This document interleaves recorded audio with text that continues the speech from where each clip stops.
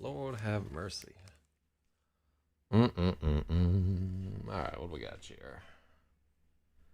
Well, normally I have... Oh, okay. I gotta make some changes. Whole matrix gotta change up. Alright, what do we got over here? That should be there. Well, Terry Davis having directories called China Virus up in Temple OS. That's amazing. That's just brought to our attention right there. It's day 49 of the live editing stream of Lemon Maybe and the Electric Lady. I'm Zak Zyz. Whew, and it shatters me to say that we have another chapter that we've just added to this book. Hold on. Let's let people know what this is all about. We're at 390 of 658 pages.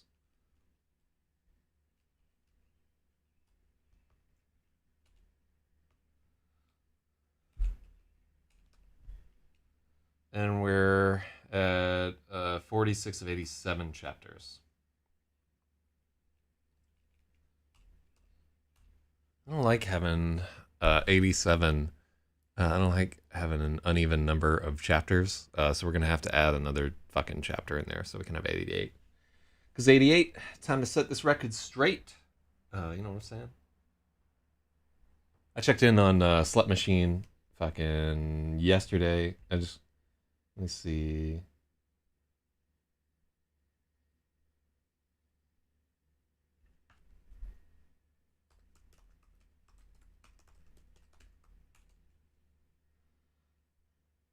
All right, I need to reply to her later.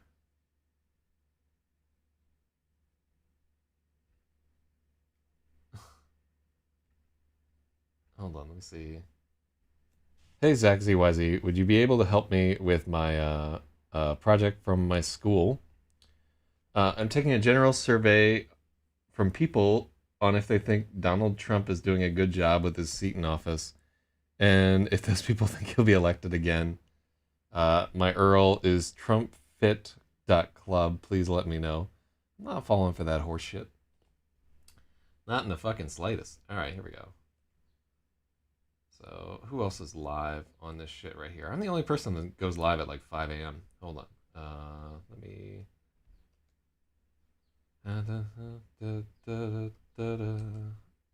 Although it pains me to take the image of the singing cat off of our topic on LRH. I wonder if people enjoy... Like, I really enjoy just seeing the number climb up every day. That's cool to me. Even if we don't make a ton of progress, it's neat to see that tiny bit of progress that we make every single day. All right, let me see if this George Washington guy died. I'll try linking in the thing again there. Oh, cool. They're talking about ninja rocks in fucking in real politics. Those are cool as fuck. Like, you can bust up a spark plug lighter and it will not what spark plug lighter, what the fuck, you can bust up a car spark plug and the ceramic bits inside of it will just destroy windshields. I read something on the science of it, but then I forgot it immediately. So what I do off stream, yesterday I spent some time off stream trying to write a summary of Gravid. Yeah, Ninja Rocks, Anti-Guru. So yeah, they're a tool that you use to bust open car windows so that you can steal stereos and stuff. I mean, it's not really worthwhile to steal anymore. You know, like stealing a stereo doesn't make any sense. One, because people just don't give a shit about music. They just listen to their fucking podcasts all day long. They don't need a stereo for it. They can just literally mutter to themselves and it has the same effect. Oh, it's Big Tulpa. What's going on, Tulpa? I was thinking about you the other day, and I was thinking about you and Mrs. Tulpa like going for walks together, like at night, every night, and it was just like so fucking heartwarming to me right there. I know y'all have been together for a long time, and y'all trying to get in shape, and I don't know why, it just struck me. I thought that was really beautiful, so I'm glad that y'all are making a go of it. And good luck with that shit. I know it ain't easy to defat. I'm working on it myself. Not doing as well as I should, but I'm trying to. So up too fucking early. Yeah, it's early in the morning. I loved it. In New Orleans, people be like, "It's Erlang in the morning," like how early becomes Erlang. Well, it's early in the morning. I better hear now in the morning. I better hear now in the morning. All right, so this has got to be 3.6. We got to change this to. We have to change every fucking chapter number because we split the chapter here. But it's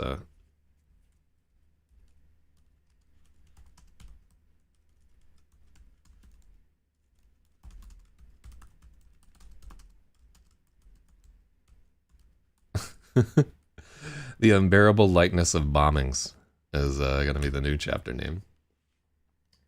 255, 12 years. Yeah, man, that's about how long I made it with the girl I was with for the longest. I don't regret a fucking second of it, man.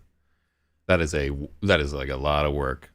People do not understand that struggle if they haven't fucking been there or longer. I probably don't understand the struggle of being with somebody for like 20 or 30 years. And I never will. Whoa. So, Anti-Guru has never been to New York. Well, come the fuck up, man. Yeah, you got to do it sometime. So, just making sure, because I think this should be 3.6. And indeed, it should be. 666. All right, we may need to roll this back a teeny tiny bit there, just in the timeline, because I'm not sure what's happened. All right, so what happened? Yeah, I'm crazy and she's got menopause. We all don't have any kids, right? So that's like one. That's the biggest fuck. It's weird, right? Because it's both like having kids is like this huge stressor on a relationship, and not having kids is like this huge stressor on a relationship. You just can't fucking win, man. Whew. Well, even if you are crazy as fuck, we like you anyway. All right, so let me tell you all where we're at with this story right here. So yesterday, two of our characters were thinking about fleeing the city. Maybe, who is a 14-year-old kid who is invisible and has gotten up to some real creepy sex shit as a result of it, has decided to flee the city because last night he apprehended an individual who was beating a pregnant woman and wound up pistol whipping him just out of nowhere. Over the top of his forehead, domed him with the butt of a 45, and it killed the nigga. Just flat out. He's like lying on the street, twitching and shit. You know, you don't want to look down the barrel of a 44, but you don't want to eat the butt of a 45. So that went down like that. He's got it bad, and that ain't good. So the guy died. He actually got to watch the police chalking him off because he's invisible. So he doesn't have to worry about ever getting caught. But he did kill a guy, and is not quite sure how to feel about that whole situation. Meanwhile, Sarah Shiner, who is an electrician, I think she's like 24, 25, 26. Let's say that she's 24, so that, she's still dateable. So she's like 24, and her thing is that she is continually generating an electric charge, enough to kill somebody. And so if you lay hands on her and she's not expecting it, you could get zapped. And that's exactly what happened to 3 police officers the night before. One of them grabbed the handle of a Starbucks bathroom door while she was grabbing said handle and got zapparoonied. And then 2 police came up to her while she was crying on the subway afterward. Like, are you okay, ma'am? Oh, it's going to be okay. Tap, tap, shoulder. Zap, zap. Smolder. You know what I mean? So they got fucking zapped. Yeah, maybe he's definitely... This book has kind of like 3 protagonists. They're Lemon, Maybe, and the Electric Lady. It has 1 anti-protagonist in Matthew, who's one of the characters that we're going to see here, who is a kid who has been possessed by what is, for all intents and purposes, the devil, Kaiser Duchance. He's a drunken ex-cop that found that he could eat people's suffering and grow gigantic. So,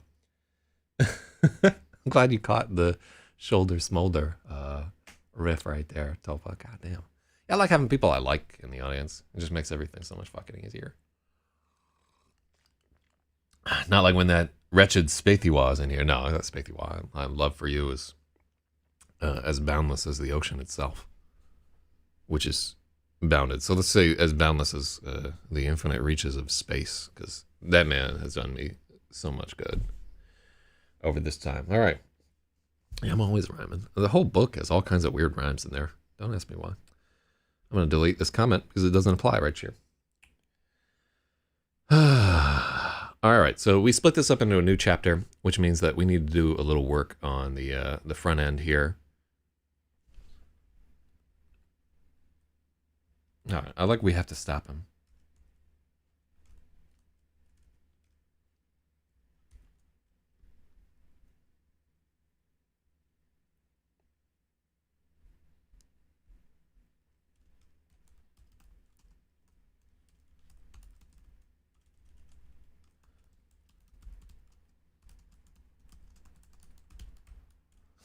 Let's call it a Santa sack.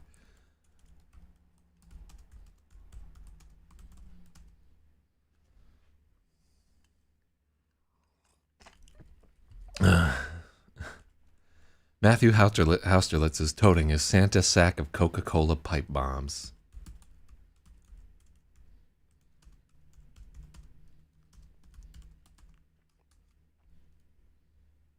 I'm going to add... is Coca-Cola hyphenated? I don't believe it is. Ooh, fuck. Oh, they're part of a brand name. So, hyphenated proper noun. Coca-Cola now has a hyphen.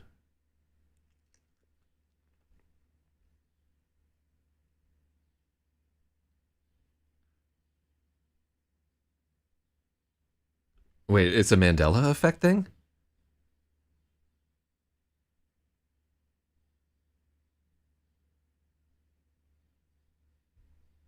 Coca-Cola? It's not a fucking thing.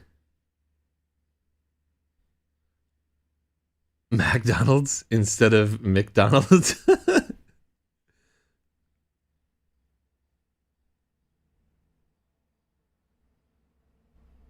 Research the Mandela effect. They just remember... Weird. Yeah. There's all kinds of weird shit. I didn't realize that the arrow was there.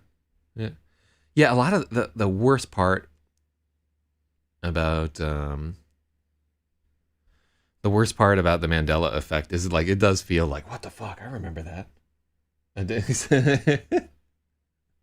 Antiguru is drinking a little Coca-Cola as we speak, and he says, "No, don't go down the rabbit hole."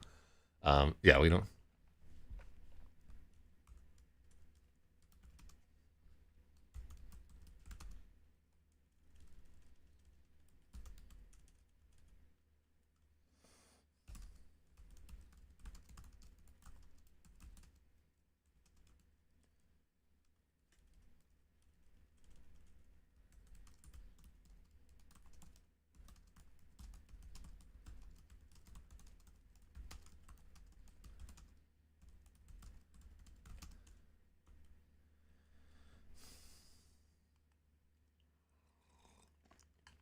The Berenstain Bears was the one Mandela effect thing where really and truly I was like, this shit, no, I remember that shit because I read all those books when I was a kid. I remember my favorite one was the one where they just ate way too much fucking candy and got all fat because I liked the way the artist had drawn all the candy in it. I was like, I would eat that candy. That looks good. Shout out to Dave Chappelle. There's some new Dave Chappelle comedy thing that Stratum was linking in LRH. Get at that shit. I'm going to watch it in a second. It's like 25 minutes on George Floyd, which I don't know how necessary that is at this point. You know, have anybody heard of that guy? You know, like he's a fucking virtual unknown. But, um, but yeah, we'll see what it's all about there.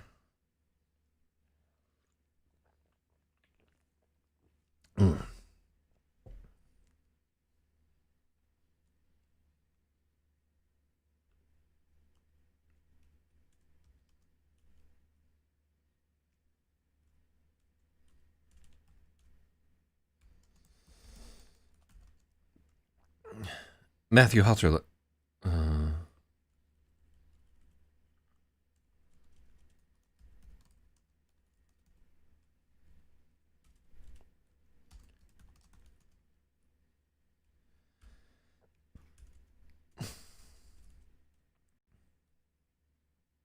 Matthew Hausterlitz is walking away, toting his Santa sack of Coca-Cola pipe bombs.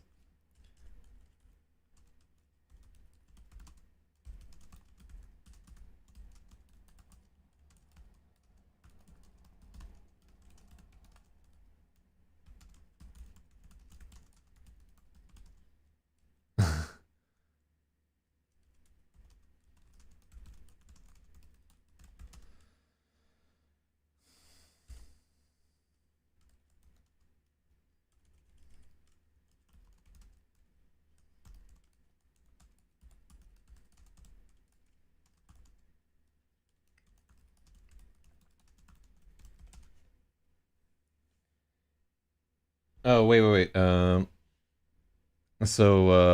Sheep says, Morning Load, just tuning in as I'm about to make my first haul of shit to the new apartment. Got it. Wow, and Logic has work. Woo. Wait, Meep, are you moving to a new fucking apartment just because your crazy gay neighbor is like freaking out and getting stalker on you? Hell yeah. That's the best solution to that fucking problem right there. Honestly, the 777 Emerson, while it was writ large in legend, was kind of a shithole. And I would assume that you kind of have to lay low for a little bit in the new place before we go wild. Yeah, I think that's a great idea. Yeah, if somebody's acting fucking crazy in your life, just cut them out completely. Move to a different state. Don't leave a forwarding address. Yeah, get away from that crazy motherfucker. Had to get a restraining order. God damn. That's fucked up, man. You know, why couldn't you just, let him suck your dick and then it'd all be over? No, you made the right fucking choice. Get the fuck out of there, man. Yeah, I don't know what it is about people and stalking. It's not cool. I've had my share of stalky shit, and I'll probably continue once I get famous off of this. Jesus, because you know how I am with women. I'm just awful. I try so hard to be nice to them, but it just doesn't fucking work out. You know what I'm saying? Anyhow, yeah, I'm glad Meep's getting the fuck out of there. Hopefully the new spot will be conducive to camera hijinks, but I guess on short notice. Yeah, I mean, it's not like that many people are left on Crick.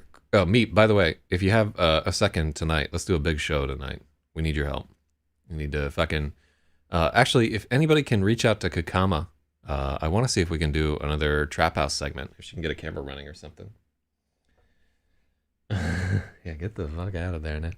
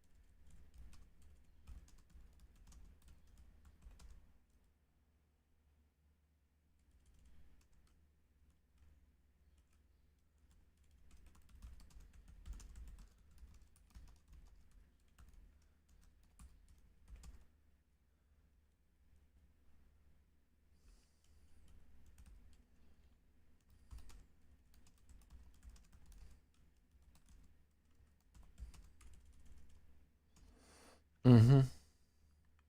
Oh, shout out to Mantis Code. He's going to turn on his 1350 BTU portable air conditioner and take a nap. I have to tell you, like, portable air conditioners are a piece of shit and garbage. That 1315 BU is giving you like about 6,000 BTU worth of regular fucking air conditioner. with the exception being of some of the winter models that have the dual air hose, where it's pretty wild. But yeah, take yourself a good nap there, Mantis Code. By the time you wake up from your nap, I will still be here scowling at this fucking screen, trying to make something happen with it, and then still dissing your air conditioner while you sleep. Fuck that air conditioner. Oh shit, yeah. Cam the Cam Man Cam is in Mexa Denver. That's where he fucking belongs, man. I want to be in fucking Mexa Denver. It'd be amazing. Fucking eating good Mexican food every day, hanging out with the senoritas, smoking that tall grass. Hell yeah. uh, maybe if I get fired, I'll move out there to Denver. I fucking love Denver. I could live there in a heartbeat. The places I could live, just FYI. If you're looking to get me fired and condemn me to living somewhere beautiful, I could go to San Francisco in a fucking heartbeat. I love it there. San Diego, I also really like. Probably anywhere on the Steinbeck coast of California. I could live in Portland. I could live in Vancouver in a heartbeat. I could live in Denver. Fucking gorgeous over there. There's not really a lot of spots on the East Coast rather than New York I'd like to live. Or not really a lot of other spots in the continental United States that I could be at. Maybe in like Maine or Vermont or something like that. But they're not good spots for motorcycles. Oh yeah, we're not actually doing that paragraph. Yeah, we're not there yet, Tulpa. But I'm not gonna run my external unit. Oh, okay, he's trying to save some money on. Man, if I had fucking central air, it would be blasting 24/7. My house would be 65 degrees all day, every day. I don't care what it costs. It could cost $600 a month. I would fucking pay it. It would cost $600 a month. That said, I haven't turned on the air conditioning in the studio yet because you'll hear it when it's on because it's gonna blow right in this fucking microphone. I might set up like a baffle or something to try and keep some of the. But yeah, it's our pristine audio quality, the shit where you can like sometimes hear the birds chirping in the background. That'll all come to an end.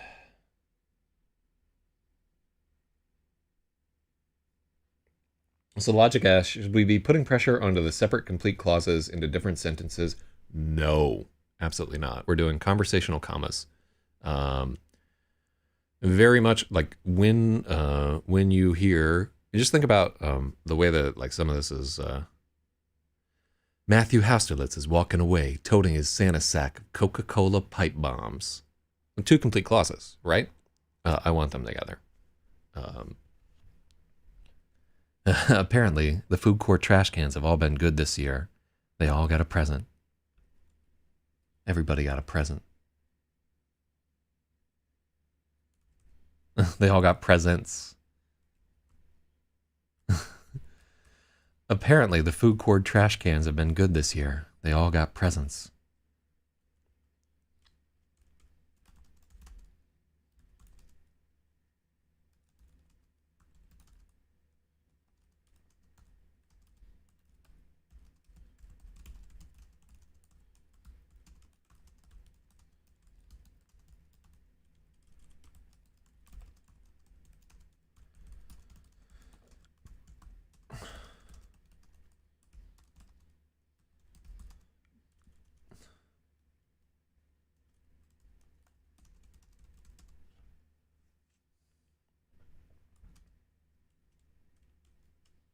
Let me see what if Two Boots Pizza was there.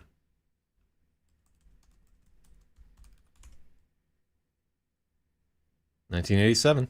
Yeah, I think they had a location in Grand Central in 2006. I love fucking Electrical Leper. We just came up with that out of fucking nowhere, man. It's awesome.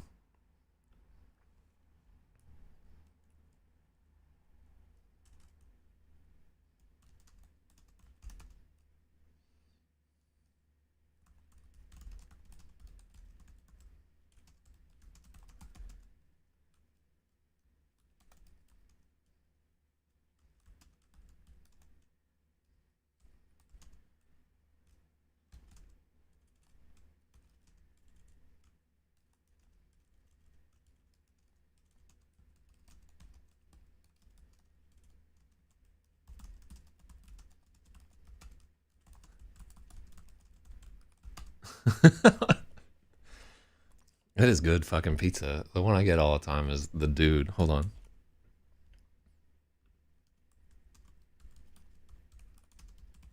Yeah, take a look at some of these. They do some wacky shit at Two Boots. Some of it's like vegan horse. What do we got? It's all this fucking vegan nonsense. Not. They put the regular the Bayou Beast. I get a hold of this one from time to time. It's got spicy shrimp, crawfish, andouille, jalapenos, and mozzarella. And then I like also the Dude, Cajun bacon cheeseburger, ground beef andouille. Yeah. Fuck. Wait. Am I gonna have to go into Manhattan today to get these two pizzas? The Bird, buffalo chicken, blue cheese, scallions, and I think blue cheese has no fucking place on any kind of. I also don't like plum tomatoes. The CBGB is a good pizza. Yeah, these are good fucking pizzas, man. Breaded eggplant. Meet the Mets. The Super Newman. What the fuck? Capicola, sopressata, sweet Italian sausage, ricotta, and mozzarella. Fuck. I want to eat all these goddamn pizzas. This is wild. Everybody's going to cook steaks and shit because we're looking at these pizzas.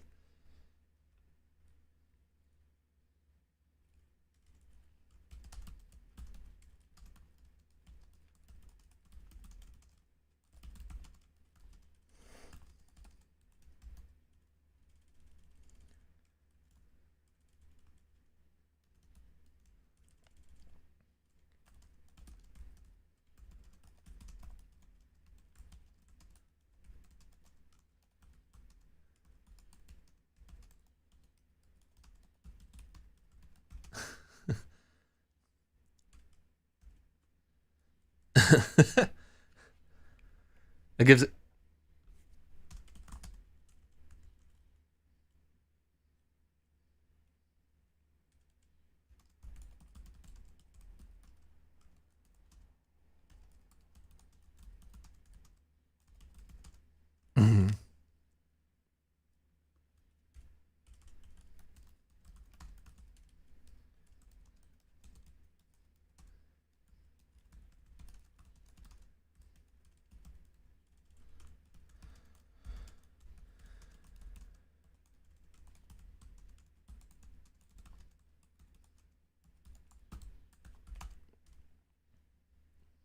Shout out to the Two Boots. Maybe a little bit much. Honestly.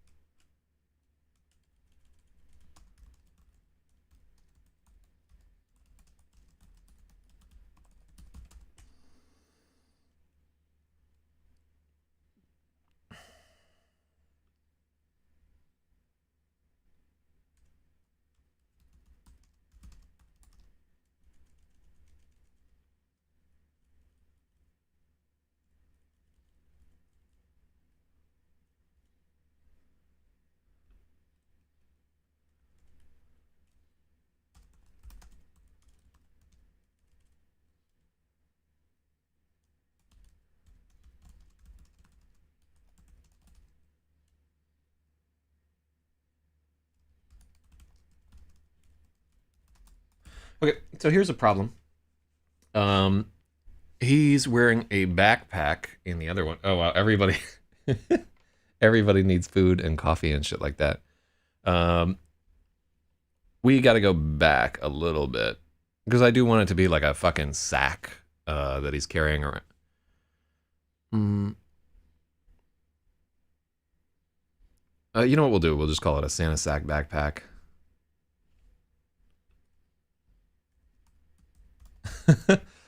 Matthew Housterless is walking away, toting his Santa sack backpack of Coca-Cola pipe bombs. God damn. That's a gangster line.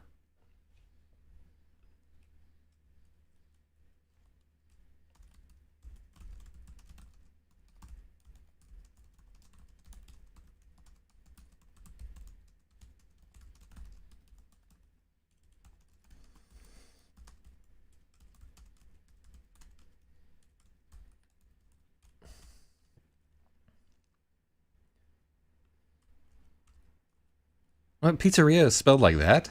That looks wrong to me. That looks almost racist.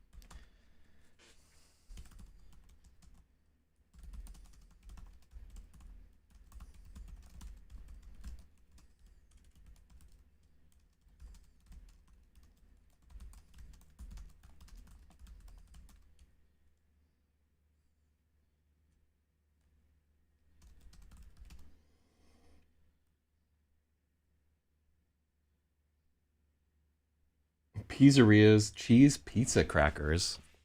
I remember fucking pizza combos and them not being any good, and yet still having to eat them for some fucking reason. Like they were never good. Uh, I remember like pizza getting super fucking popular as a result of the Ninja Turtles. What can we make super popular as a result of this book? Like, what if this is the next toy sensation right here? I guess rape would be the first thing that we would make popular. Kids like LARPing is maybe. Maybe like fucking hacking ATM machines would be in vogue. That'd be dope. What about shooting down commercial airliners? That could be a fad. Ghost rape. But hold on, I don't know the pizzerias. Let's try and finish the chapter, then we can walk around.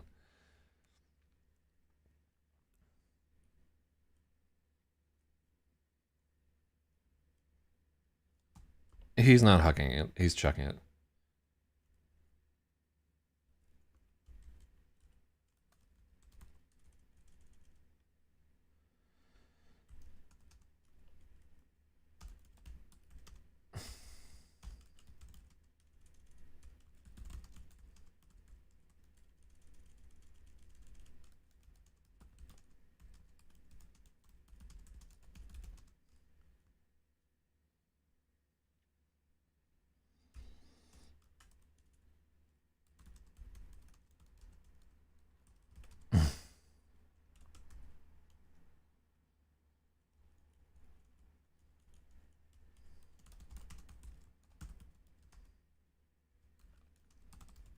What's your favorite pizza chain?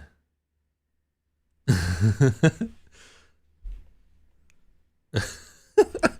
like that the kid is now threatening her.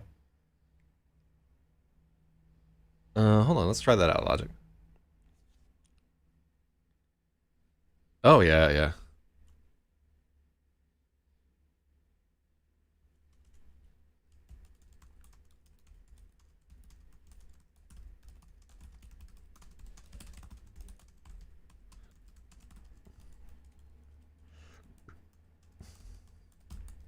So there isn't a trash can there, but I think we can fudge.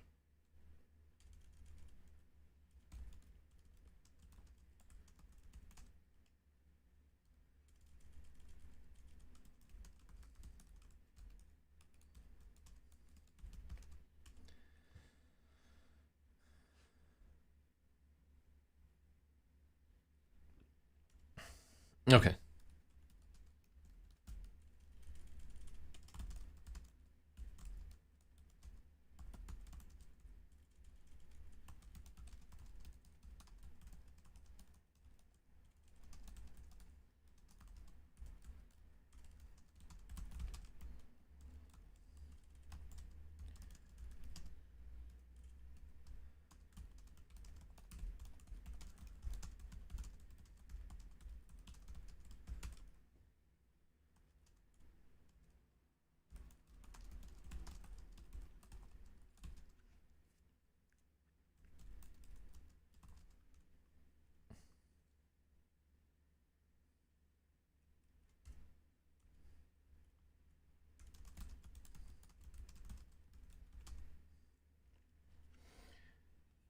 Yeah. So let's give logic a point right there. Fuck.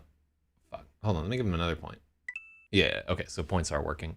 You get an extra point just because I needed to check how points were working. Also because there were a bunch of edits in that particular thing, and it was an important change to make. Spathiwa is not here to fucking stop you. Also, so that's a big one. Extra point. Although I only see one plus plus in the chat. It's weird. But you definitely received it in the fucking thing. So, and chat seems to be less delayed today, so that's good. What do we got here? The air around Sarah hums. She...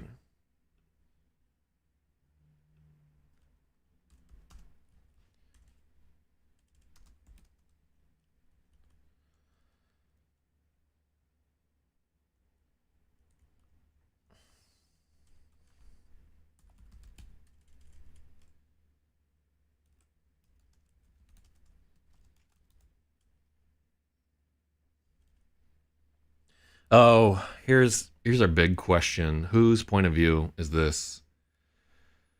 Look, gaze away if you can.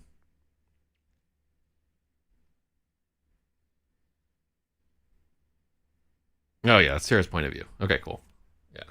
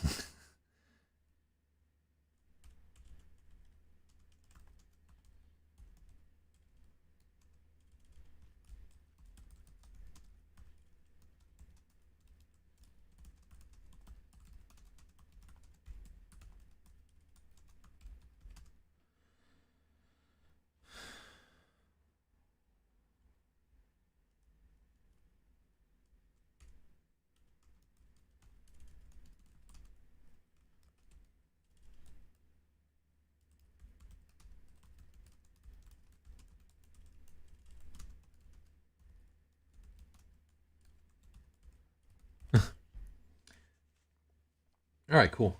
I definitely heard 2 coins. Yeah, I gave you 2 points. So.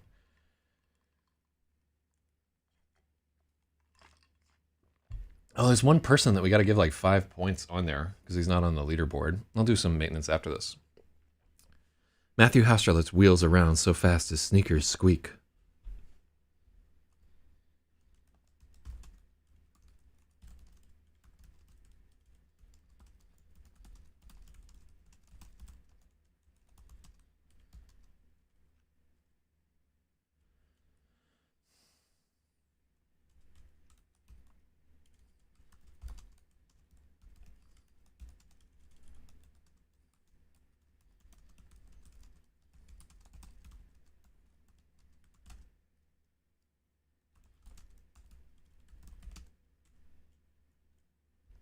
High pitch wine needs a hyphen. High pitch does indeed.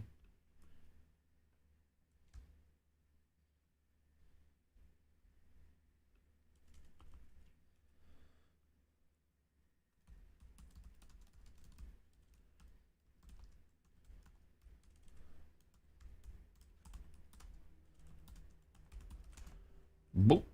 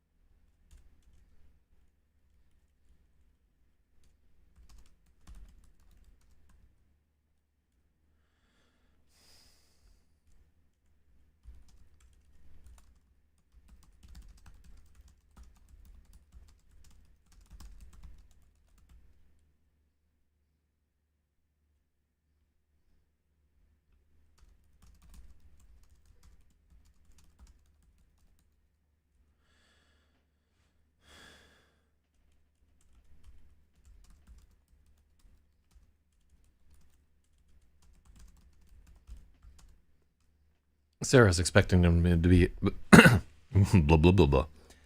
Matthew Hausterlitz wheels around so fast his sneakers squeak.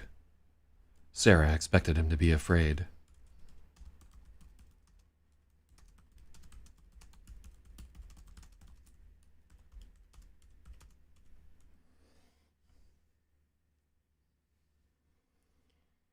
Let's take a look at that wood there.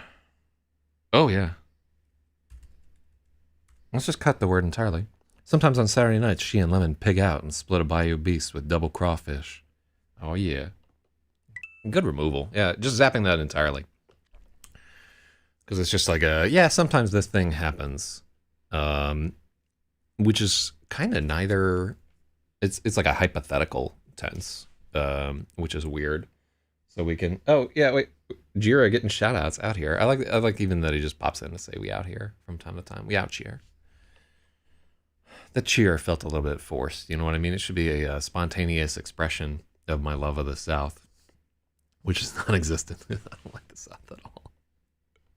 Yeah, here I am talking like a fucking mook. Ooh. Is mook racist yet? Hold on, let's find out. We need to know. Is mook racist?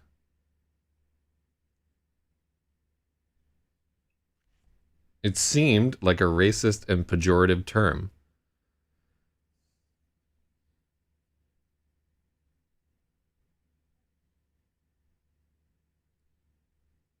Oh, it's like goons.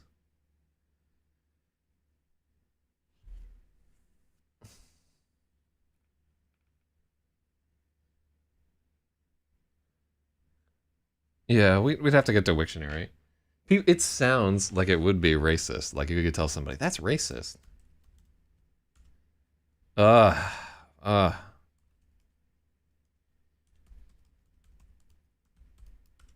So annoying. Let's take a look at the etymology of this, guys. Unknown, perhaps a variant of moke, donkey, British slang, at first appearing in the 1930s. And it means a dunce. Colloquial in gaming is an anonymous foe that appears in large numbers and is readily dispatched by the hero. Where was its first appearance? Anagram Moko. Okay, cool. What was I looking up the Judean revolt for? I don't think I was. I think it's just yeah, I definitely wasn't. So not that I wouldn't, just we weren't at the time. You just be super pedantic whenever I fuck up.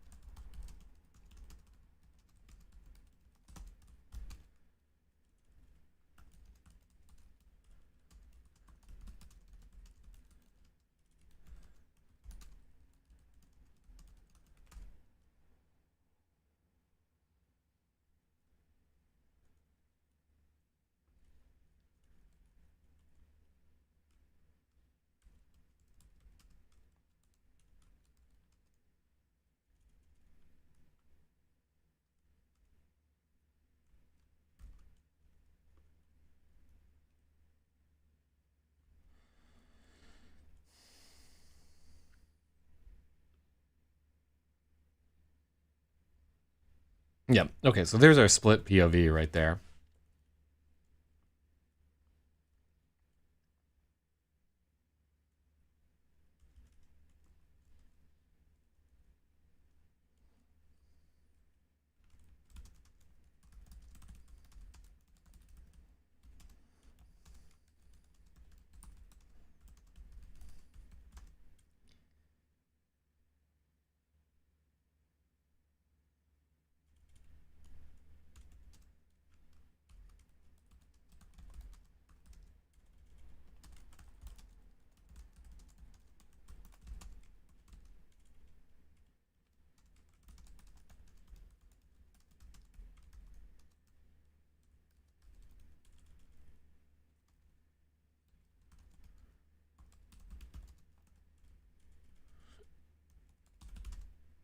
Bombardier.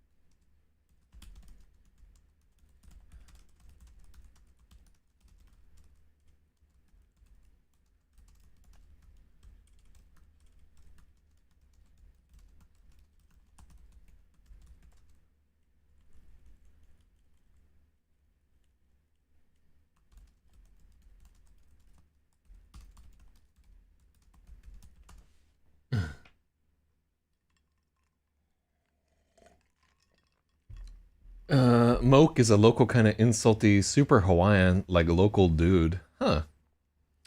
Uh, yeah, I used to have a nerd in my a wizard in my World of Warcraft guild called Mookie. Or maybe it was Moki. It was one of those two.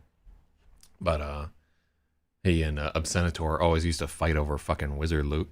I think Obsenator didn't think he was any good, and vice versa.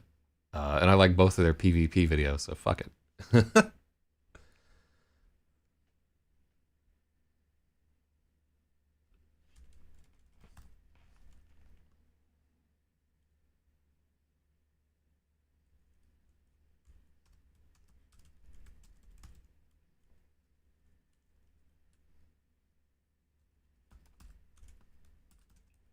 Oh yeah.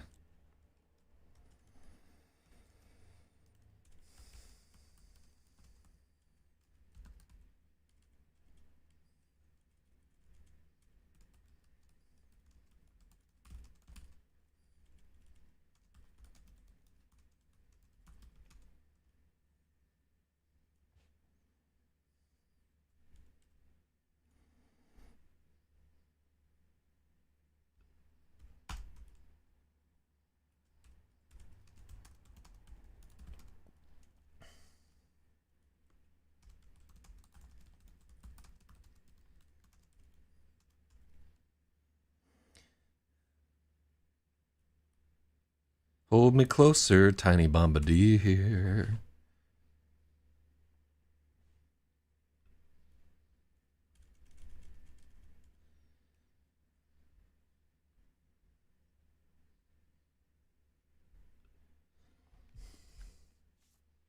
Yeah, so not near enough to fucking change. I'm gonna give you a point because I needed to change that paragraph. It wasn't good.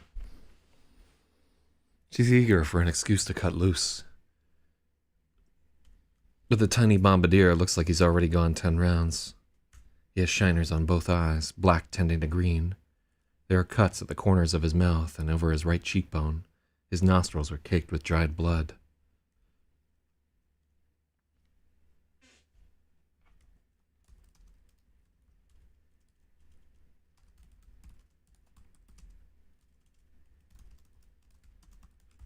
Is someone making him do this?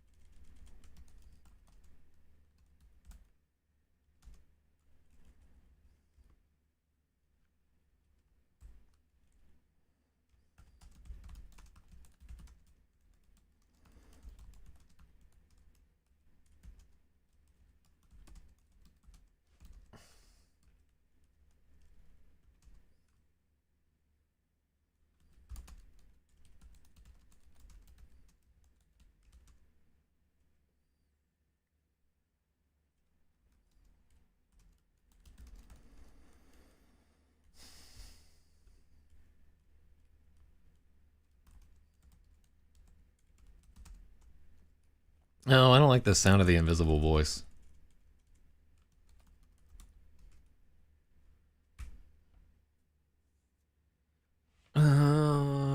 Underneath the ass kicking of a lifetime.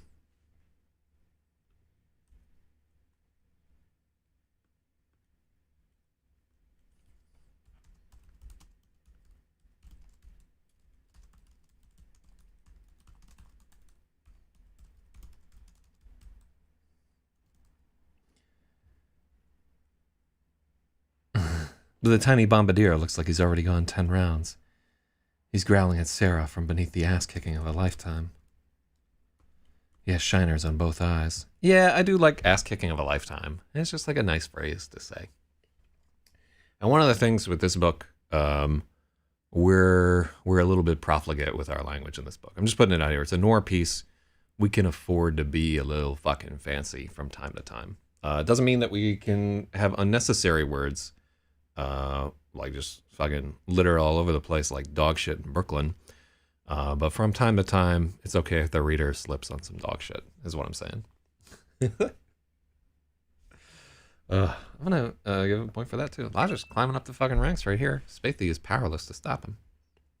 Yeah, I like that. Yeah, just anytime that I cut something and you like that thing, I need to know about it, right? Because I've read this story so many times that everything has kind of lost a little bit of its shine for me, which is a necessary part of the editing process. And so one of the really helpful things that readers can do is bring some fresh eyes to this shit and let me know if we're fucking up pulling something that you just like. And it doesn't have to be a fucking rational thing either. It's like, I like knowing that guy's her baby blue before he got shot. You know, like just those are some of the most important edits that I can get.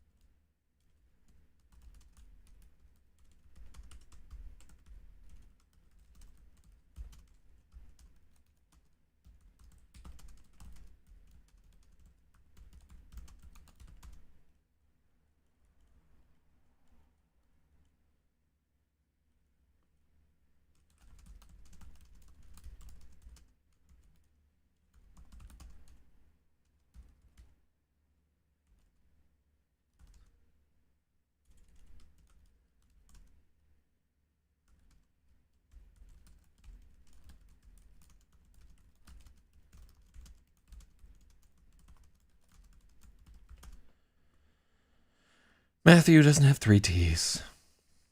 She can hear the sound of Maybe's feet. Matthew stops.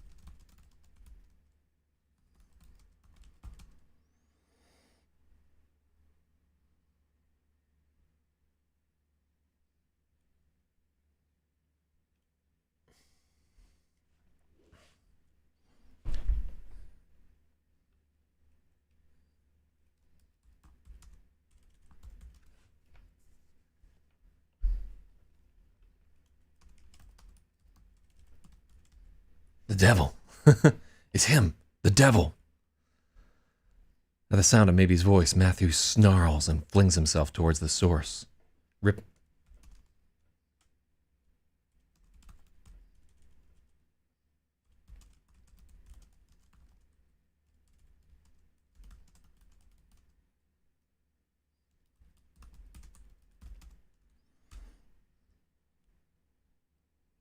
I like as though, yeah.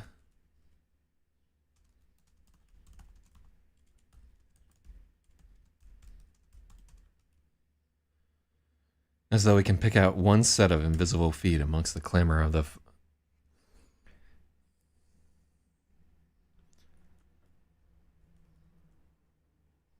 comma.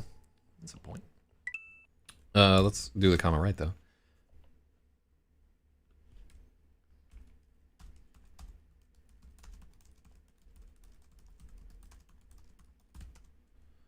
He flares his nostrils and cocks his head, as though he can pick out one set of invisible feet amongst the clamor of the food court. And he can, motherfucker. He's that kind of nigga. Also, like, one of the things that we're doing in this edit, slightly increasing the power level of Matthew Hausterlitz in these early chapters. Because he's kind of going through a transformation a little bit. Like, his own particular power is just starting to express itself. And kind of the same way that I think with hopefully maybe is not changing. You can't get more invisible than you are. I guess the standard power arc would be for him to get like the Invisible Woman force field type shit. But I'm not going there.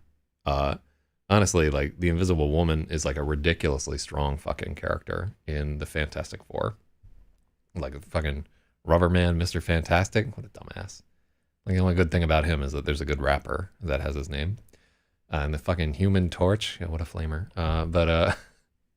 But no, the Invisible Woman. And they go into it a little bit in the Fantastic Four series. At one point, she gets all like dominatrix-y and fucking wears some costume with her tits hanging out and everything. It's creepy. Real creepy, the way that they go about it there. It's not a good series. I want to say it was not well written, even amongst the other comic books of the golden era. It was always kind of stupid. I like the Thing though. That was everybody kind of likes him. It's clobbering time. That's the one iconic thing that they got out of the whole fucking Fantastic Four. Because like I think Mr. Fantastic was just kind of a ripoff of Plastic Man, and the Human Torch is kind of like a no-brainer.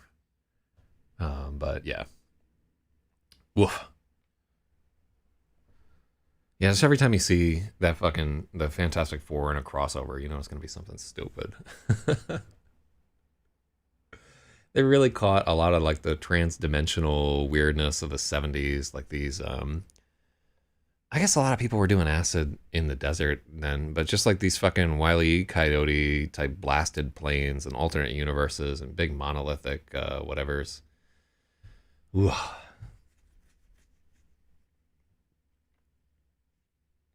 Was she played by the hot blonde in like the last 10 years or something, whatever her name is? You know her name, the incredibly hot blonde.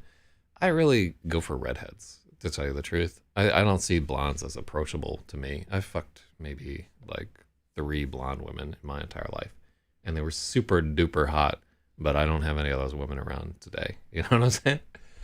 Yeah, I don't know why. They never had like a special appeal to me. I think people with like super blue eyes and everything always seem like they're like another race of humans to me. Isn't that weird? Like people with blue eyes, they just seem kind of like unapproachable. Like we brown-eyed plebs have no place hanging out with them. I don't fucking know what that's all about. But there's definitely something there. I don't know, maybe it was just old Adolphus Hitler echoing through the years right there. But yeah, I always found people with blue eyes to be like, in a dating context, like a tiny bit intimidating. And if somebody had brown eyes, I'm like, you're the same fucking person as me. I don't have to do anything special for you.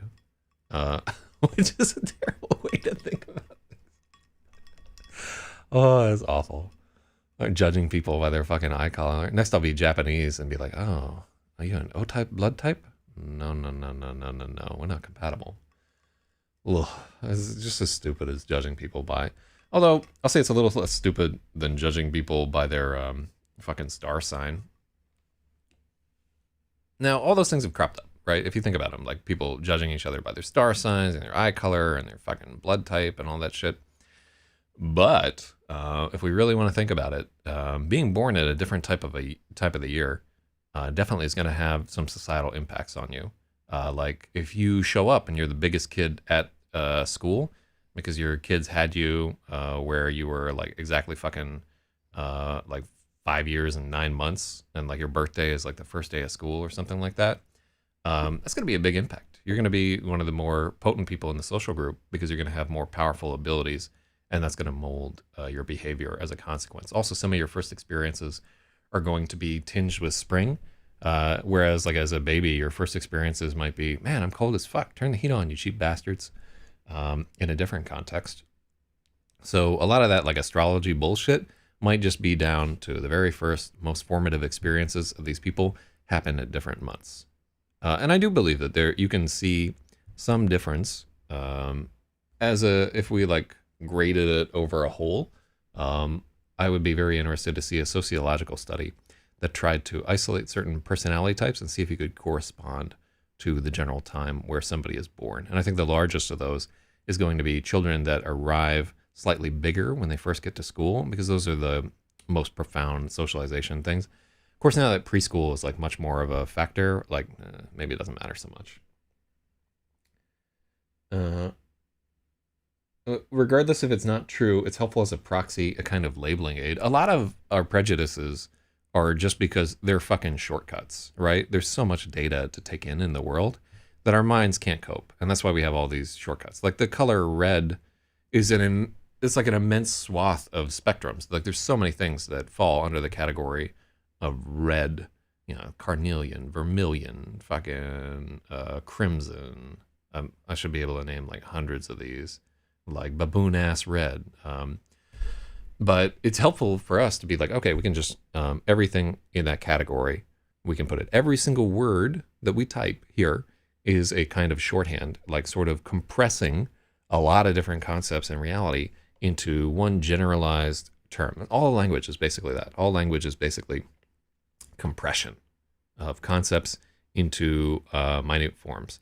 Like the word cox right up here. Within within those 5 letters, huge, vast amount of data is black cocks, white cocks, actual roosters, Chinese cocks, you know, which could be either. It just that it's kind of funny to fucking think about. And when you see things like racial prejudice, that's somebody like fucking. It's too difficult to make judgments about each person individually. I was gonna say these are bad, and these are slightly less bad. Hell yeah. So there's a lot of that compression taking place, and it's just like a fucking shorthand for the fact that ultimately all creatures are lazy. Everything tries to expend as little energy as it can, so it has more energy for getting food and fucking. Real talk.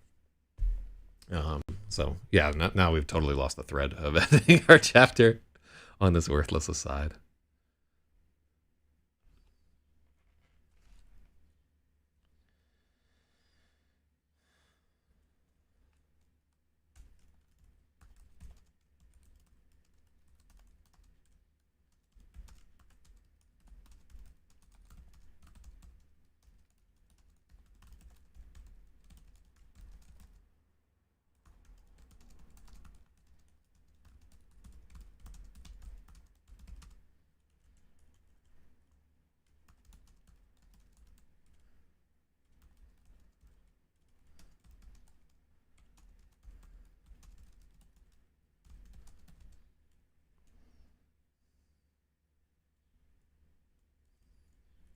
Oh, I think we made this an olive drab field jacket.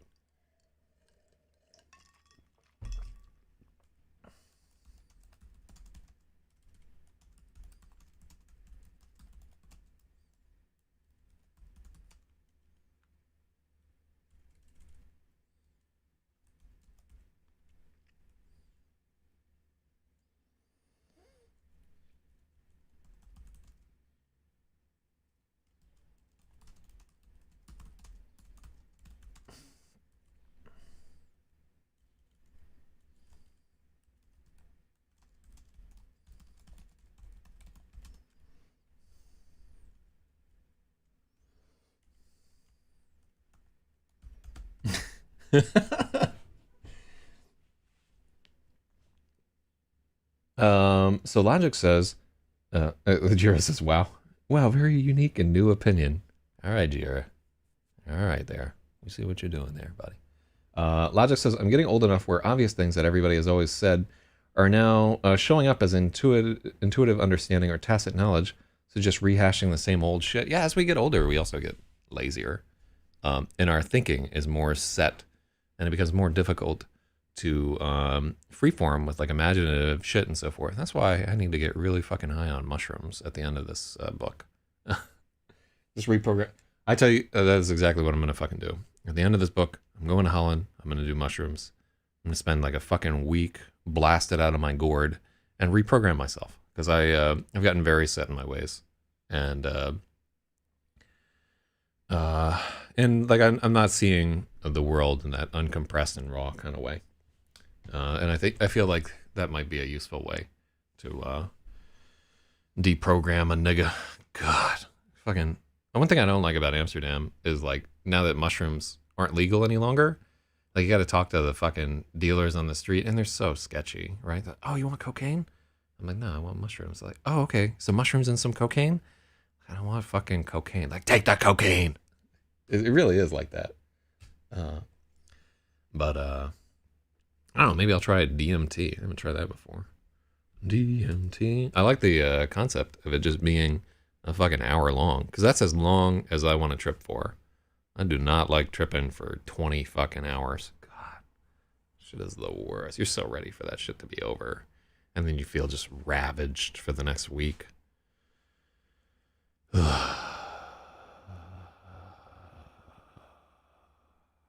Real. Hey.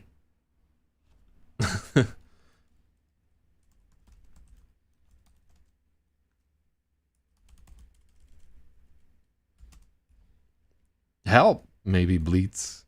Can we put help in there?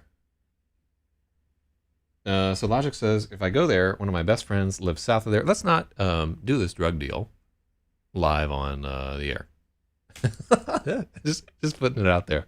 Let's not do that. But yeah, thanks for the info. That's super dope.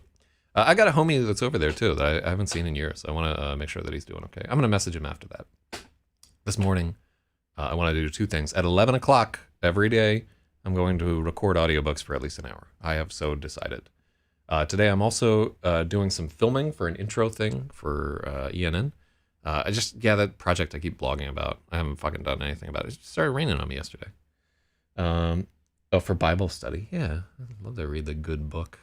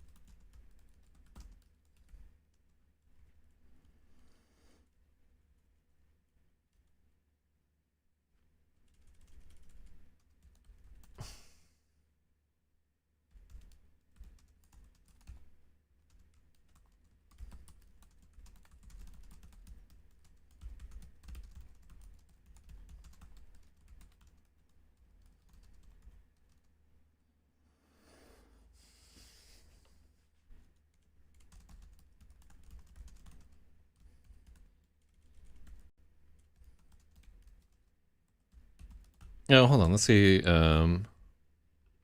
In 2006, I'm not sure that they had filthy tiles.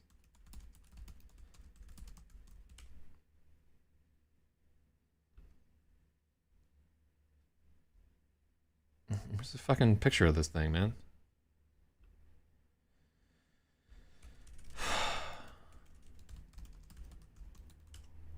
Yeah, let's get these floors right. I don't think they've redone the floors in a bit. Yeah, it's this shit. It's right here. Lower level. So what would you call that rock? It's like fucking... It's a polished concrete.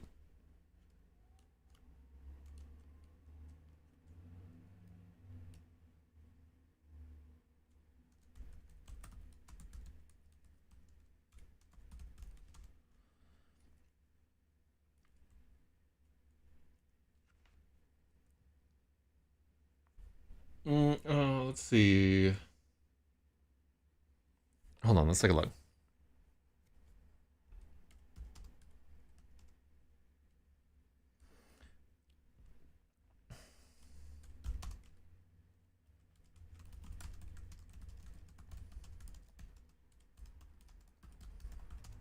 Okay, and also we need to...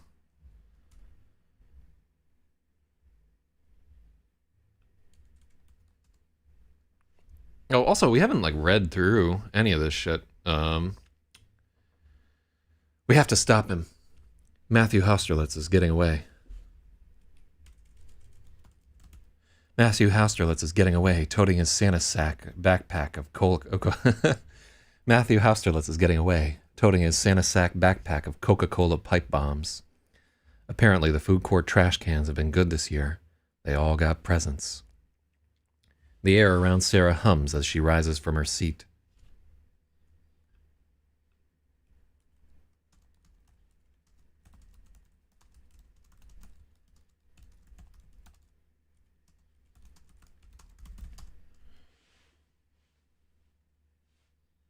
No time to think? Let's take a look at that. But I'm going to give Logic a point there.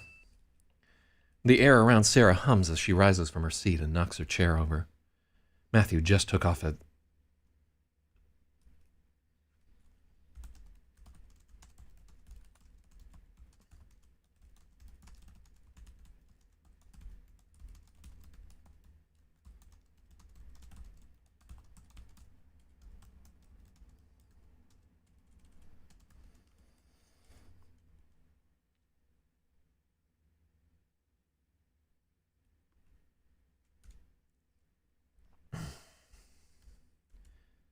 Matthew's down to his last bomb.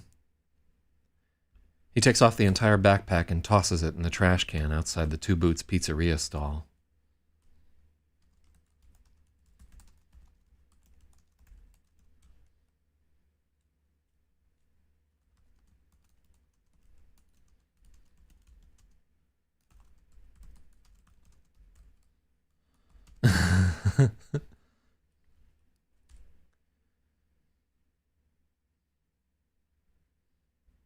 The air around Sarah hums as she rises from her seat and knocks her chair over. Matthew's down to his last bomb. He takes off the entire backpack and tosses it in the trash can outside the Two Boots Pizzeria stall. Sarah feels an extra surge of anger. She loves that pizza. Sometimes on Saturday nights, she and Lemon peg out and split a Bayou Beast with double crawfish. The electrical hum becomes an urgent, high-pitched whine.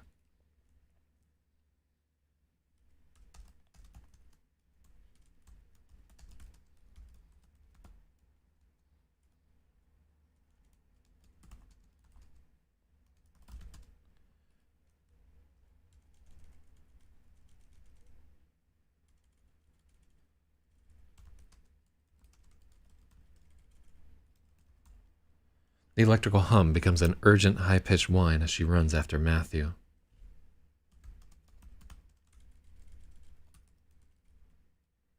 I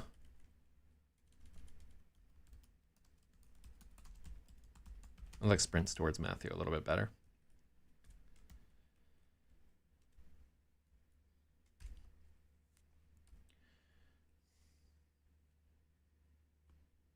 Two Boots Pizzeria. Goddamn. Let's see. E instead of Ed. Santa sack backpack. Oh yeah, there shouldn't be hyphens there. Santa sack, like hack and sack. There we go. Cool. I like it. All right, hold on. Let me make sure nobody's bothering me. They're not. We got time.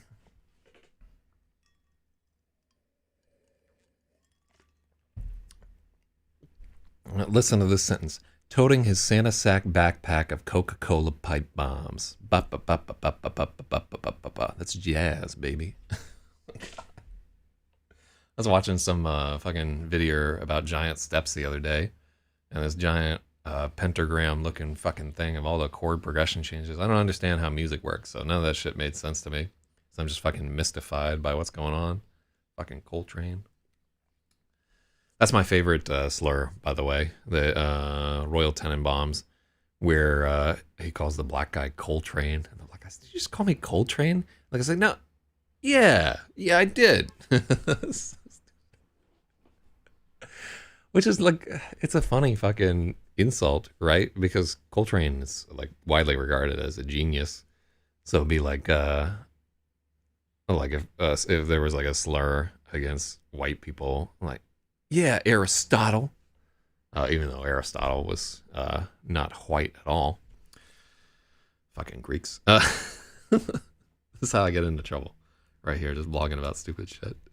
Not the hours and hours of intent work on an art forum, or the decades of struggle. Just stupid shit that I say that's not in tracking with the political discourse of the country. Did we give Logic his points? I'm gonna give him a couple there. That was a lot of edits. It's like a storm of edits. All right. I think he just got one.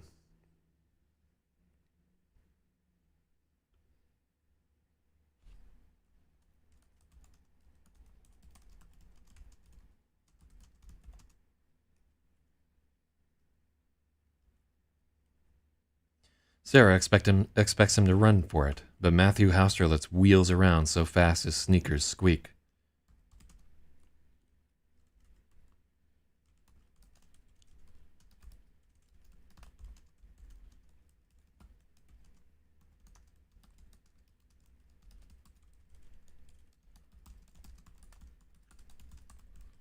He doesn't look afraid.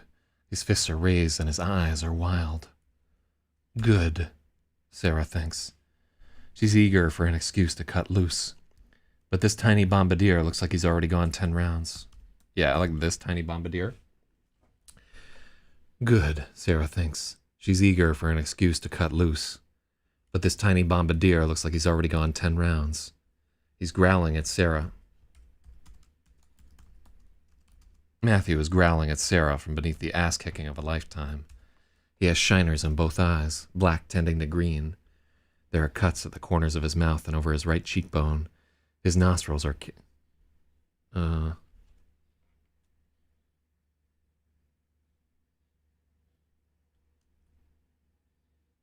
let's take out the cheekbone. There are cuts at the corners of his mouth and his nostrils are caked with dried blood. Is someone making him do this?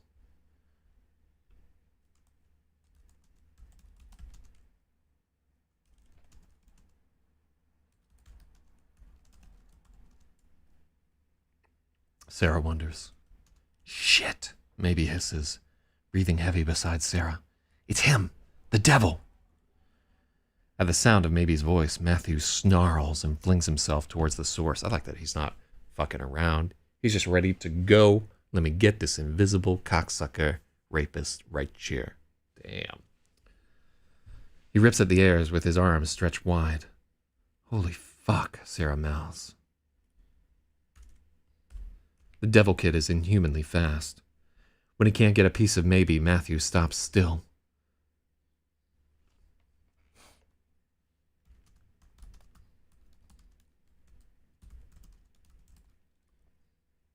His head swiveling around.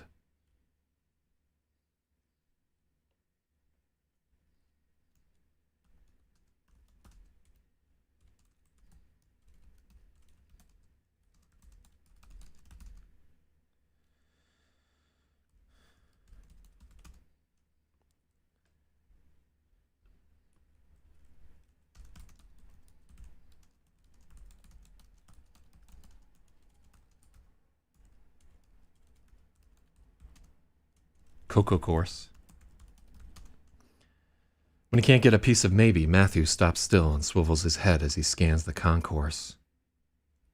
He flares his nostrils and clocks his head.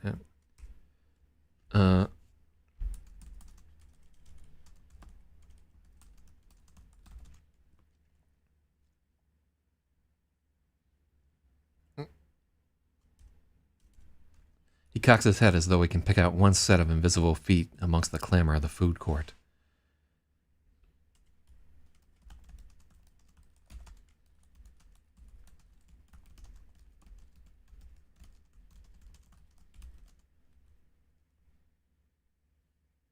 Yeah, she doesn't know, but that's Lemon's 45, of course.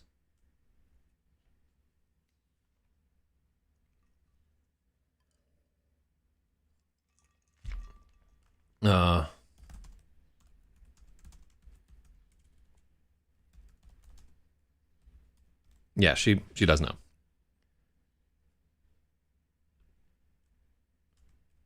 The muzzle of Lemon's 45. Hell yeah. Now, is it right to call the front of a pistol a muzzle? Let's take a look. Because I know you can have the muzzle of a rifle. The barrel. Yeah, let's take a look at this revolver. Yeah, there we go. It would be the muzzle. Takedown notch, rotating takedown lever, trigger dart, trigger, magazine release, grip, magazine, rear sight, slide stop, slide, notch, slide. Cool. He jukes one way, then darts. Hell yeah, we can use juke. Love the word juke.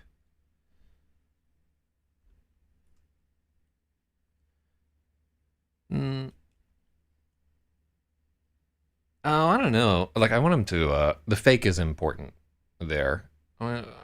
Juke and fake aren't quite the same thing.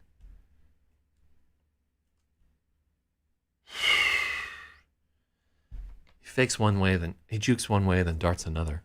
He fakes one way, then... Oh, yeah. Juke actually tracks a little bit better. Boom. Look at that. 71 points. Almost up to halfway there. You know, you get up to fucking 85 points and you'll be halfway.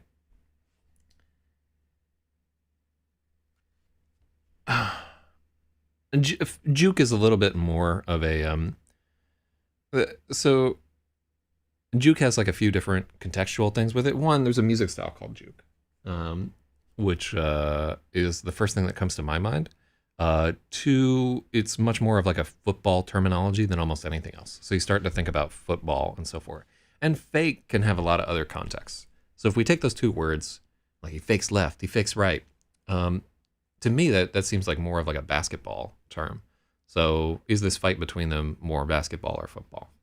I'm going to say that juke is a little bit better.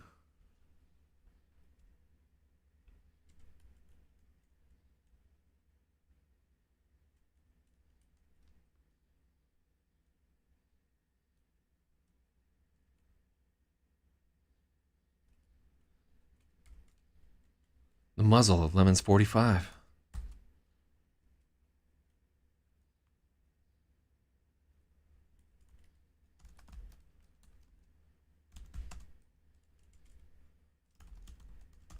Somehow Matthew senses the gun. He jukes one way, then darts another, spinning around and shooting his hand at the seemingly empty air.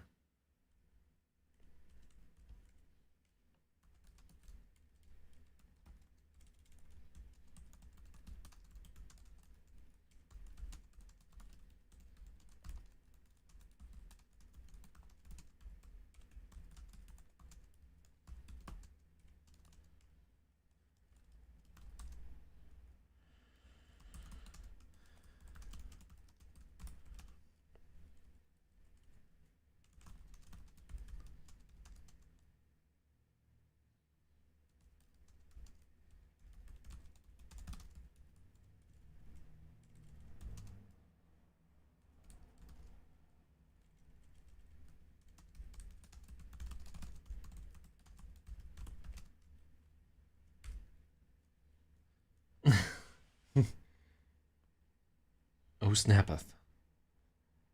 Help, maybe bleats. Yeah, it's gotta be help. Help! Maybe Bleats.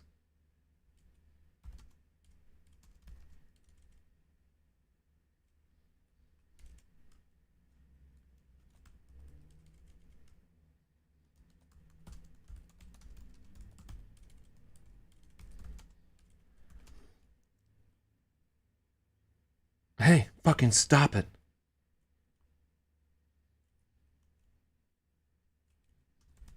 Hey, fucking stop it, Sarah shouts. She wants to move in and shock the piss out of this rabid little fucker.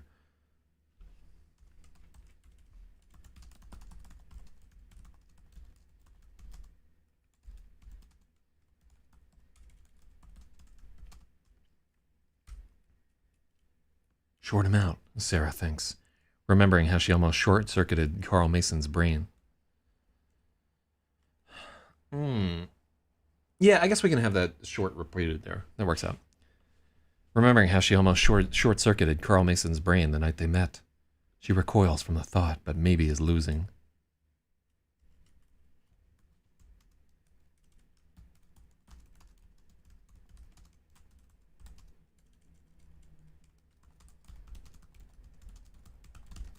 So I think that was also a logic edit. She can't think of anything else. Sarah concentrates on just the charge.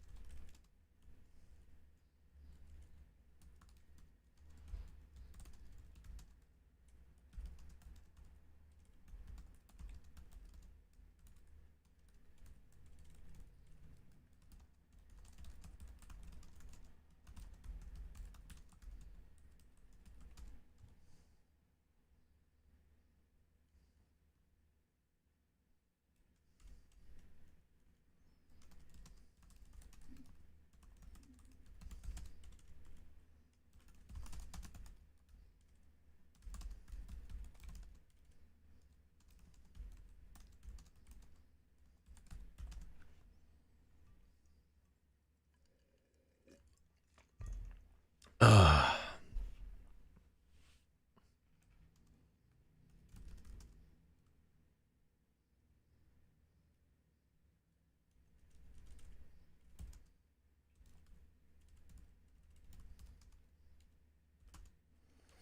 Let's make sure we get Umbra right.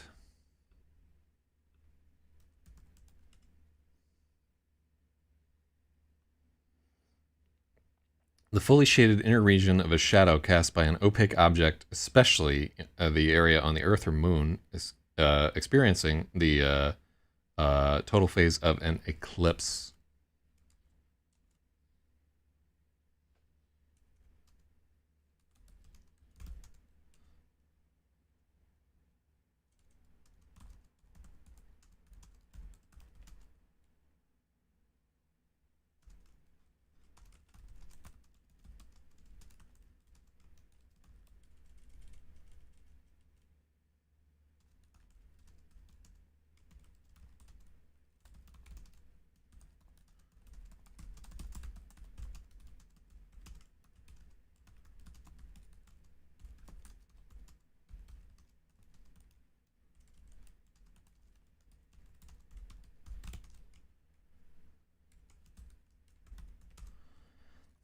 Freon is capitalized. Or is Freon capitalized? I think it is. I think it's a trade name product. Yeah, it's a trademark. The Chemours Company. Freon is being phased out of use completely.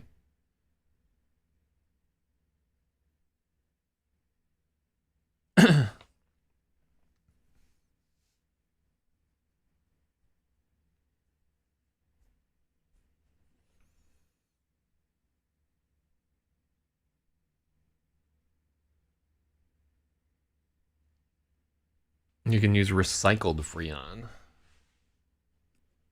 Yeah, no, it's definitely a trademark thing. I've had this come out elsewhere in writing. I think I use this her veins pumping Freon all the time.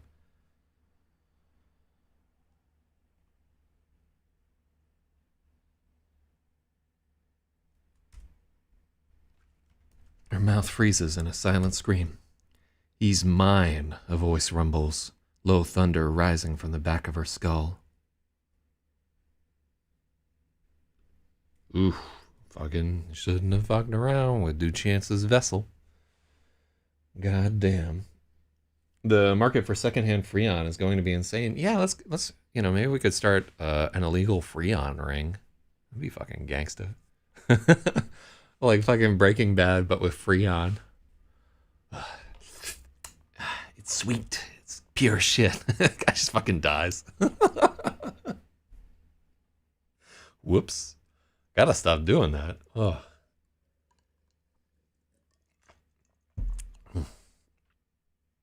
Hold on.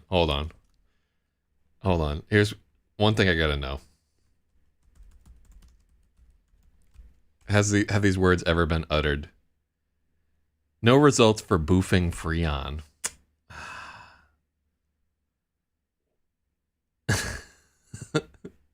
Oh, so somebody said this. I only boof Freon. Drug circle jerk. All right, so somebody did come up with this. Hold on, let's find out who this Freon boofer is. Approximate relative WS5 Menthon. I only boof Freon. Oh, are all their other fucking names like missing from Plebit? All right, yeah, it's one of those subreddits where they hide people's shit. I mean, it's in there. But approximate relative cooling strengths versus menthol. So what is WS5? I want to know. Good Sense Company, WS5, not for fragrance use, cooler than menthol. Sensation of cooling compounds as insect repellents. Wilkinson sword compounds. Let's buy some. Let's buy some WS5. Property for sale.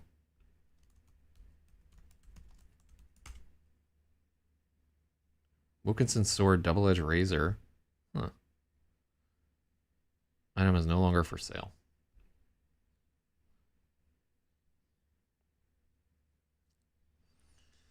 God damn. Where is WS5 down here? All right, so it's this fucking thing. FEMA. Let's try this.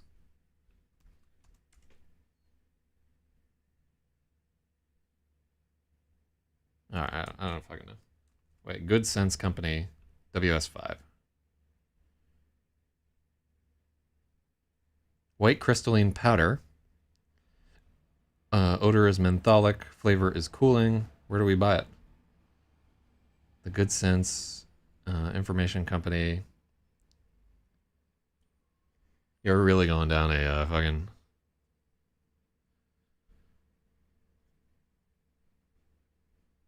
Oh, so I saw this fucking today. So they arrested a guy in fucking California for poisoning 8 homeless people. It was like something straight out of fucking Dr. John Wilkins. Y'all know what I'm fucking talking about. But apparently he was giving him this like capsaicin type shit.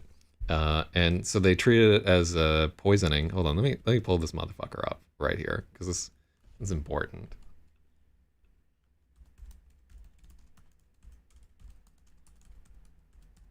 Poisoning homeless, California. California man poisoned 8 homeless people, filmed their reactions, say prosecutors. So he said that he poisoned these people. So a man charged with poisoning people. William Robert Cable, 8 people food laced with oleoresin capsicum and filming them as they became ill. Several of the alleged victims were hospitalized, and they believe he could have targeted others. They were poisoned as part of a twisted form of entertainment. Some of the victims were told they would be taking part in a spicy food challenge and were given beer to encourage them to take part.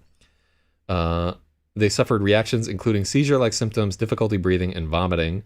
It was held on 5 million. So last year, a Spanish YouTuber was sentenced to 15 months in prison after tricking a homeless man into eating an Oreo biscuit filled with toothpaste.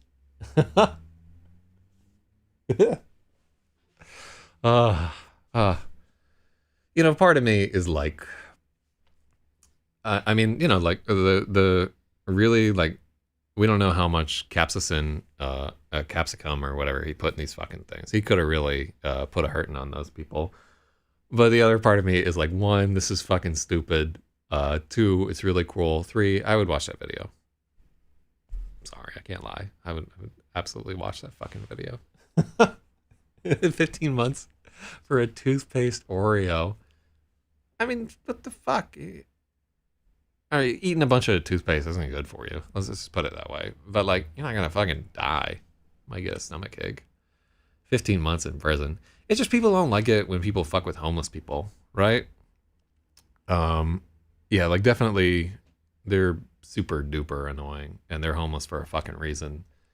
And you know, are a huge pain in the ass if they're like camped out in your neighborhood or so forth. But they have a degree of societal shielding because we all feel a little guilty that they're fucking homeless.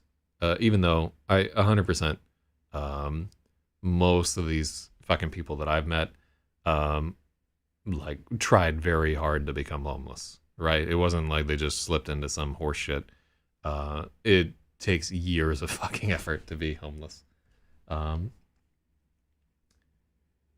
Oh shit, is it fucking Spathywah made it over here? Well, good. We've only made it like halfway through this chapter.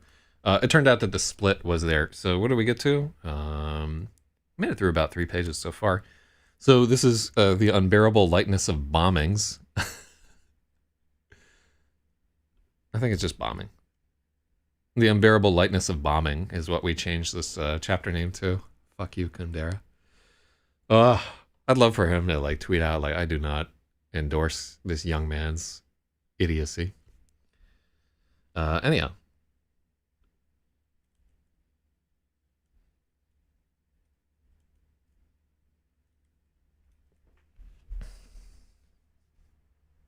So Sarah just tried that, like, maybe I'll just light up his brain like it's an ATM machine thing. She tried doing that to fucking Matthew, and Duchance was not having it.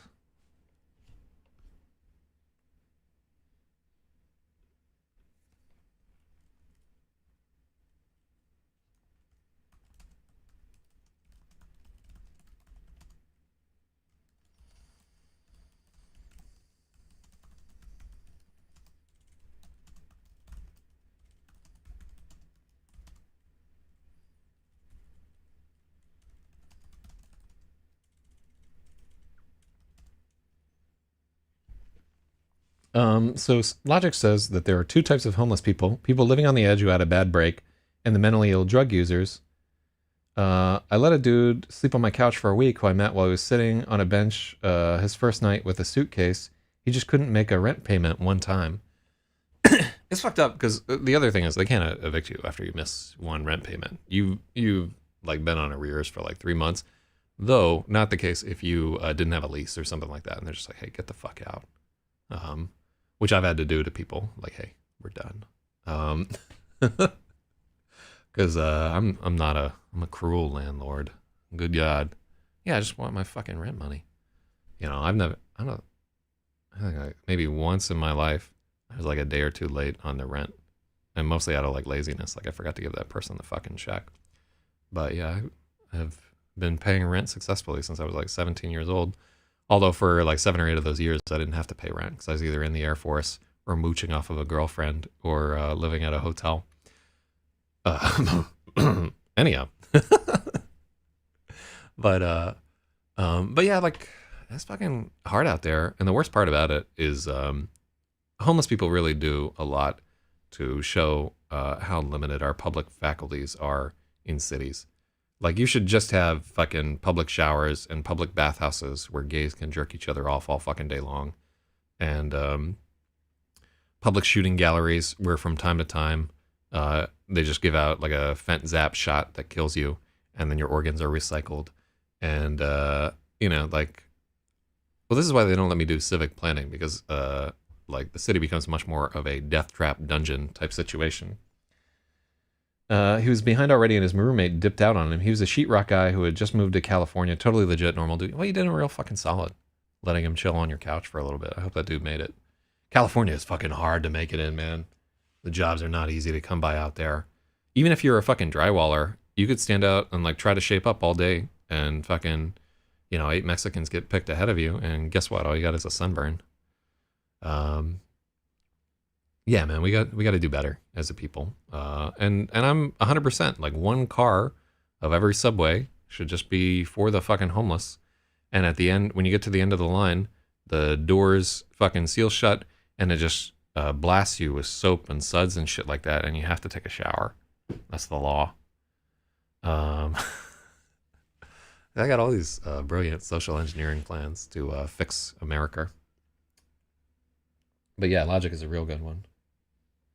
But yeah, apparently all laws favor the renter. Yeah, like in New York, you'll have a lot of people who this happens from fucking time to time, but where people who specialize in strong arming people who refuse to pay rent and evict them, and they just start beating those people up and fucking slashing their tires and robbing them and so forth. Because as a landlord, like, you can't cut off their electric, you can't fucking change the locks and so forth. You can't get rid of those fucking people. But just how it is, you know what I'm saying? That's the world that we live in right there. Yeah, there are a lot of shitbag tenants out there. I know, like, a bunch of them. People were just, taking people for a ride. And then after you get stung by that once, you can tell if you got a landlord where they've been stung by that shit before, because it just, like, they're constantly wary that they're going to get clapped again. I think the landlord that I have right now, it probably took like 3 or 4 years of me living there before she was like, oh, okay, this weird dude is good for the rent. I can stop worrying. And like, there's a lot of like trust built up, and like just like little things like should have fixed around the place, and fucking times where I've like been like, oh, this thing was about to blow over, so I went ahead and fixed it.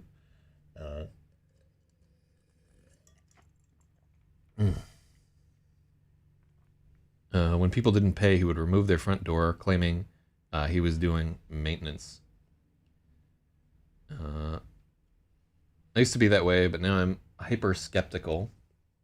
Yeah, man. Yeah, anybody who thinks that communism could ever work with like, so this is a thing that just fucking happened recently, like the Seattle Autonomous Zone, right? So they set up an autonomous zone. They took over like part of City Hall, or maybe it was a police station in Seattle. I can't remember which. So they set up an autonomous zone. Like, all these hippies and beatniks went over there. And as they did so, they recently put out a tweet. They're like, hey, we need people to donate food ASAP. The homeless people we invited into our camp ate everything. And then just fucking dipped. And like every like right-wing pundit is jizzing all over themselves at that idea. Because like the meme of communists starving to death is a potent one right there. God. I'm glad that I'm not like a stupid kid when the Antifa shit is going around, because Lord only knows what kind of stupid shit I would have gotten into. Because I was hanging around with like a lot of these people that used to ride trains, and a lot of punk rock people and so forth. But back in the day, we just wanted to listen to shitty punk rock music and do drugs and hook up. Like, there wasn't a lot of like political shit we were doing outside of like somebody would like scratch like a fucking anarchy logo into I don't know, somebody's mailbox or something like that. We were just destructive for destructive sake, and we were kind of unfocused. This was before global elites had learned that they could mobilize us using the internet and twist us towards their political ends. We were just a nuisance. But we also need to finish this chapter.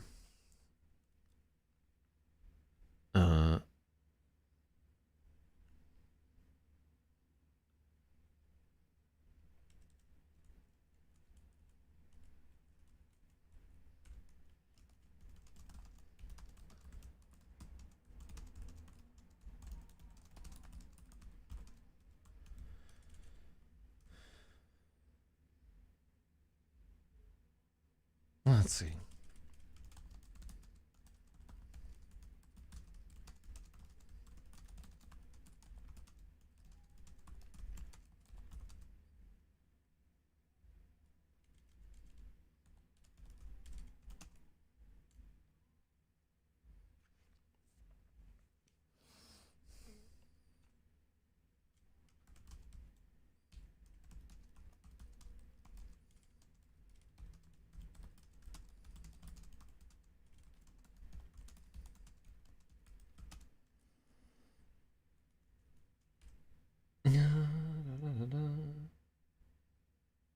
Yeah, it does seem. Wait, Logic, have I seen this video of the Socialist Party's Congress from like 2015 or something like that? I was like dating a woman for a while who was like a strong democratic socialist, and going to like their fucking meetings and seeing what they're all about. It's hard. It's hard because I believe in some of these people's platforms. Like I believe it's a good idea to make sure that everybody has like food and water and housing and shelter and everything. I just think we need to sterilize them if they can't provide for themselves, or if they're dumb as shit. So sorry. I think part of being on the dole or whatever should be the contingency that if you can't provide for kids, you don't get to have them, and that should apply to everybody. Like even uh, white, black, whatever. If you have like some terrible genetic malady, you should have to have a license for this shit. It's my thought. I probably wouldn't fucking be here if that were the case. Who knows? Who knows what's fucking going on? Anyhow, but visiting these things, Jesus Christ, it's fucking ridiculous. And more, like this shit is just turning me off of politics altogether. Like every time I open like a fucking CNN or whatever, just the nonsense that I'm seeing, it's just like I just want to be totally divorced from it at this point. Everything is shaded so far from the point of things that I think are rational that I'm just like, all right, you guys do that shit for a while, and I'm gonna be over here writing my science fiction novels where things make sense. Spathy says it looks weird because limbs don't lock, joints lock. That's a good idea. As we age beyond 60, we spend more and more time keeping the limbs locked and the joints unlocked. I like that. All right, let's.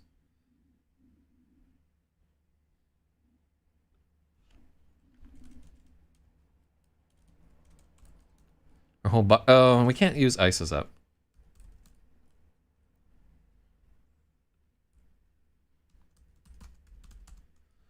Sarah's legs give out and she topples, hitting the floor hard.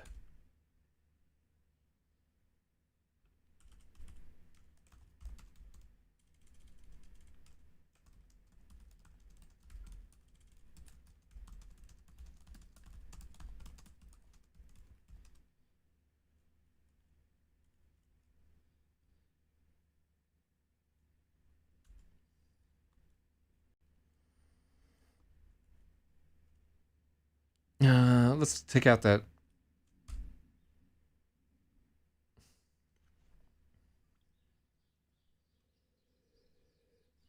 I'm gonna get both. Oh, cool! It did them both at the same time. It's gangster. I can just do like a blip on that whole thing. Sarah's legs give out and she topples, hitting the floor hard.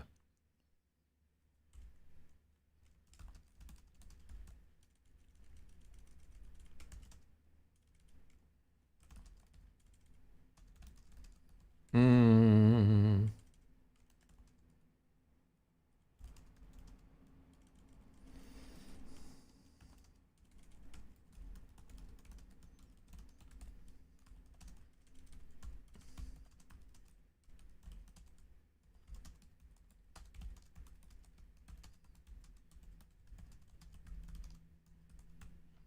That sentence is the devil. Sarah's legs give, and now she topples, and then it beach balls the whole fucking thing. God, what a chunk of shit. That's awful. Let, I think there's a sign we need to rewrite that sentence entirely. All right, let's give it a second for this to sort out here. So yeah, what's happening here is Duchance does not approve of people trying to hijack his minions. He's gained a lot of power at this point in the storyline.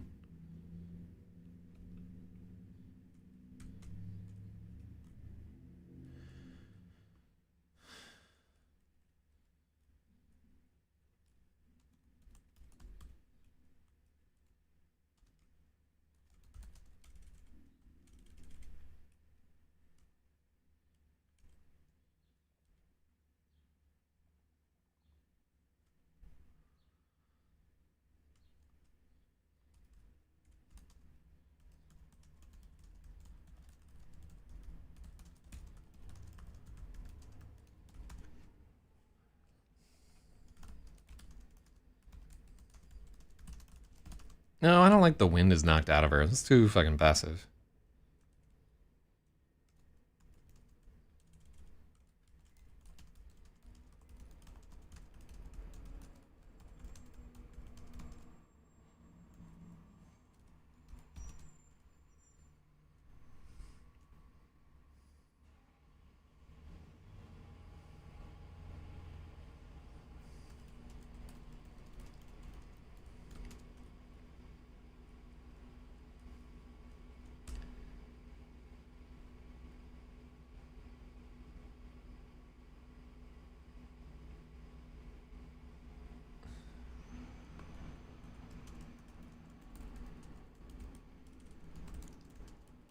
I like her vision begins to gray.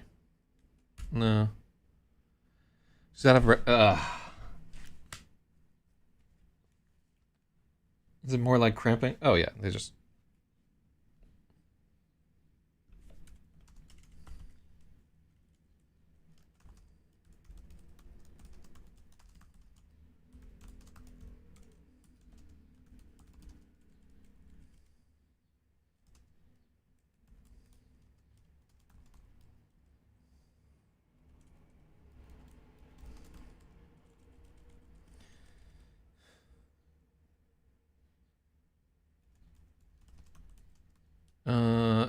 it's so hard to get man, if you've ever been punched in the stomach, you know exactly what it's like to have like your diaphragm shoot up and knock all the wind out of you. That is like a very singularly like kind of feeling, but I don't think we're doing a good job of getting it across here.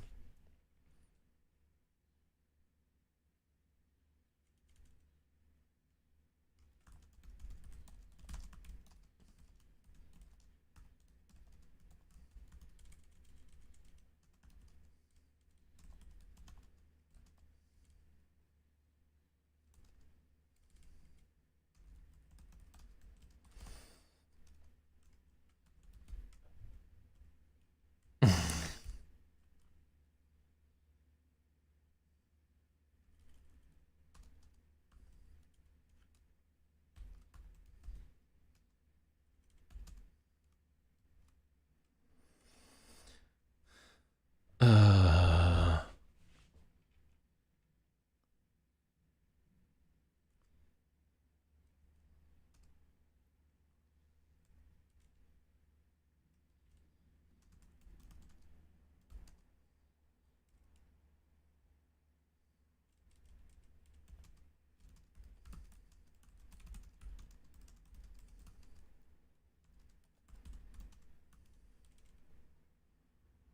it knocks.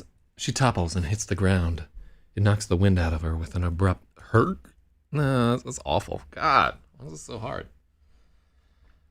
Struggling. Oh, I'll tell you part of what it is. The temperature in here has just fucking hit ball sweat McAwfulness. It's awful at the moment here. Ugh. Open dork skies. Yeah. It doesn't look like you have an app named Dark. Open dark sky. God. So this just became part of the Apple OS. It's only 82 degrees. Man, it feels like it's fucking 100 degrees in this motherfucker. It says feels like 71 degrees. Oh, but it's in like upstate New York. Why does this think I'm in fucking Port Harrison at the moment here? Oh, okay, I figured out where we're at. Alright, so it's not gonna rain today. God, I'm fucking sweating the oldies over here, man.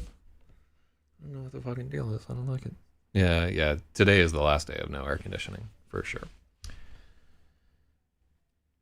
I had a cold front move through a few hours ago. Yeah. Yeah, I would fucking wilt and die in Hawaii in like a day. I can't deal with that tropical shit. That's why I'm up here right now.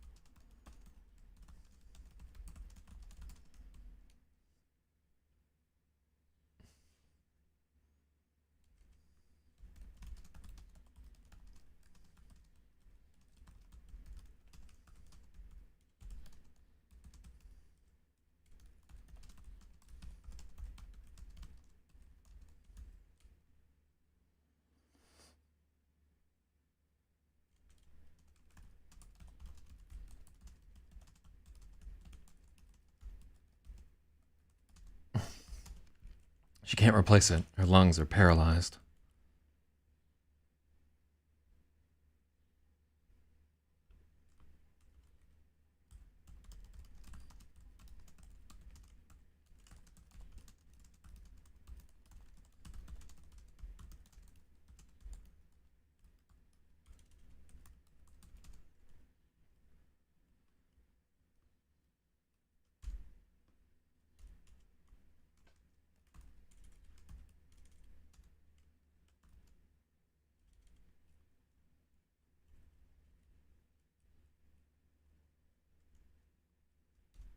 Everything is fading.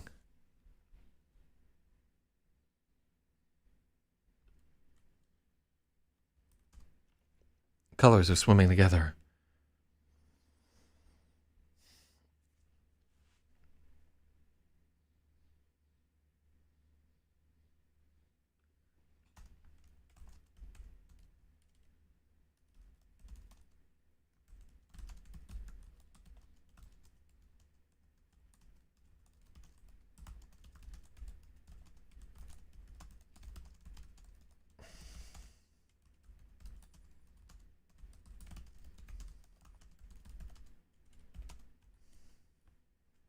Colors are bleeding into each other.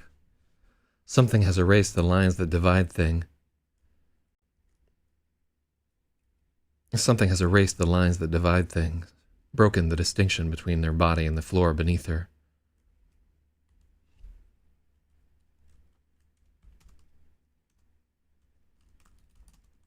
Yeah, so I like where this is trying to go, but it's not going there very well. Everything is fading away.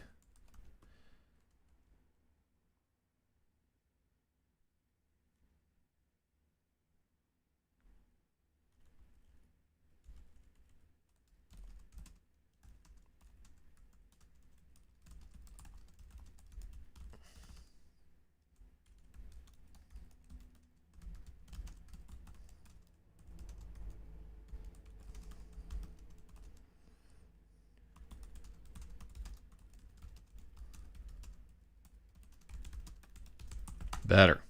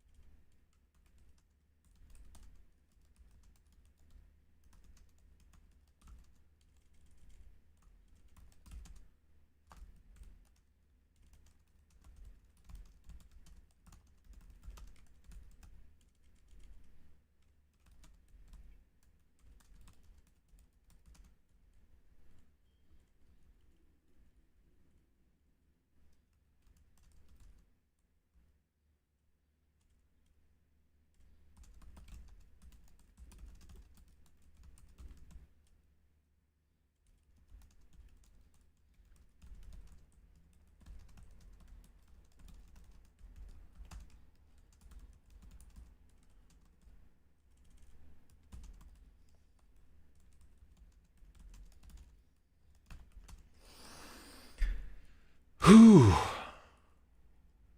Cool.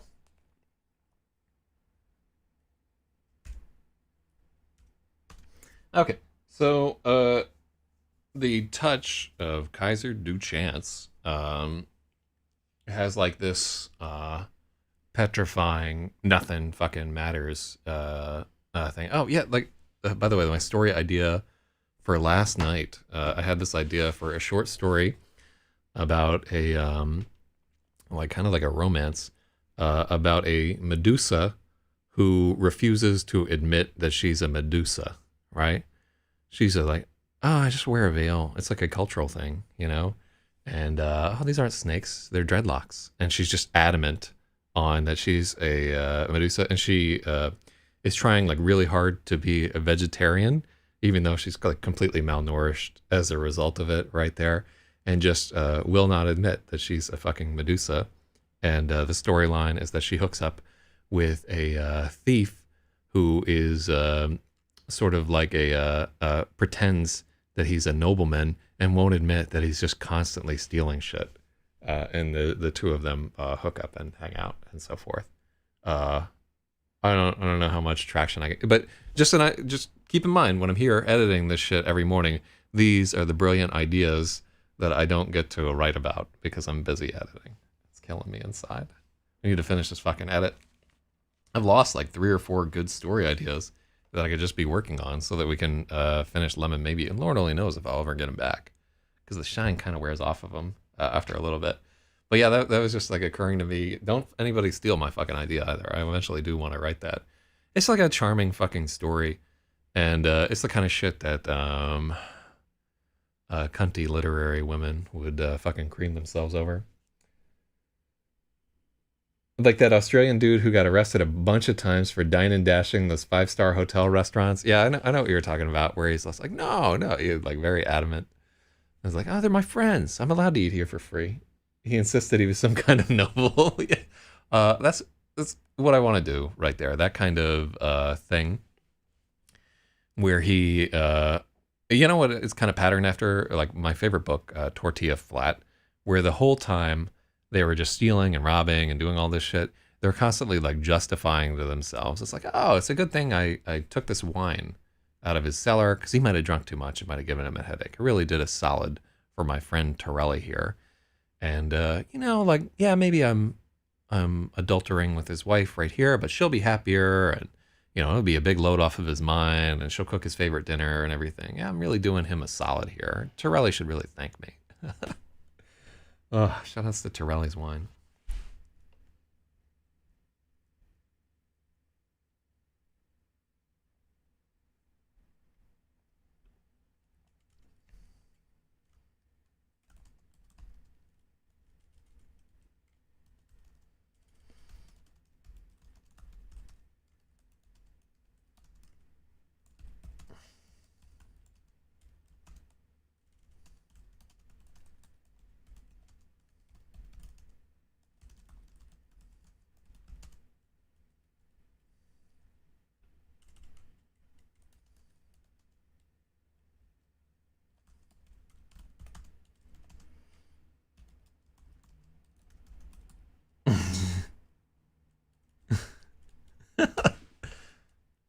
Yeah, that's not.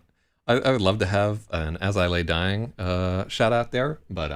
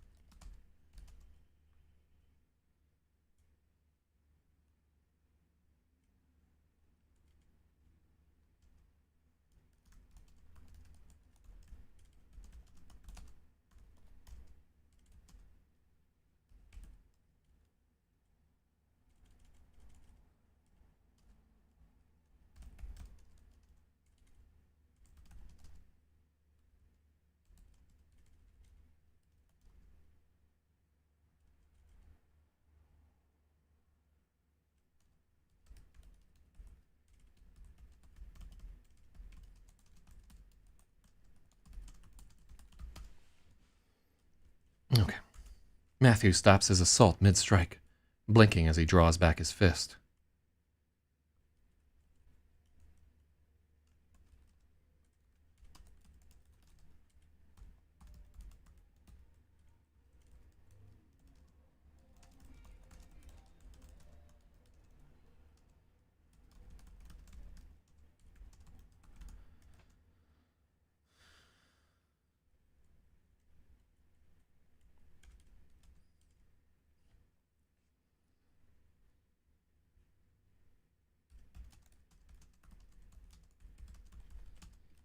He stares uncomprehending at the way his other hand is vanishing in nothing.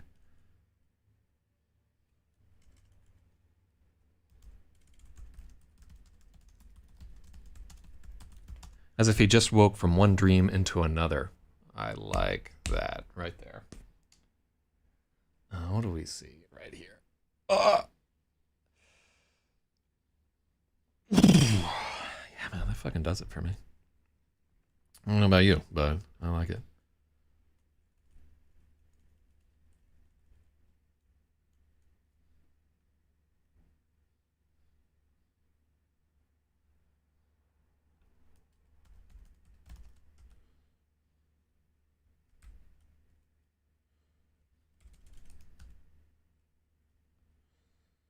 Matthew stops his assault mid-strike.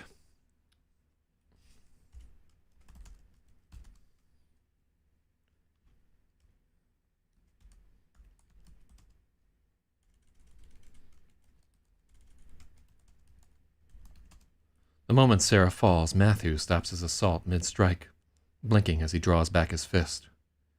He stares, uncomprehending at the way his other arm is rippling into nothing, as if he just woke from one dream into another.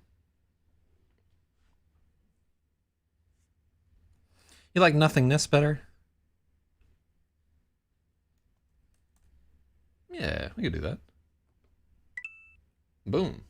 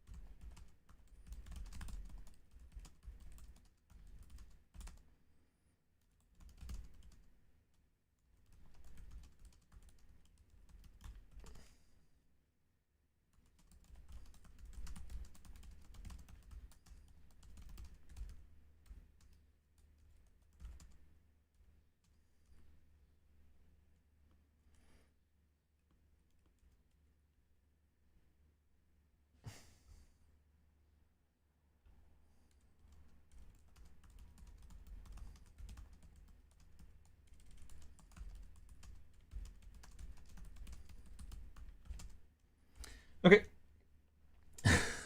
Logic says, nice. Maybe seizes his chance. He shifts his grip on Lemon's gun, holding the barrel. Lemon should be capitalized.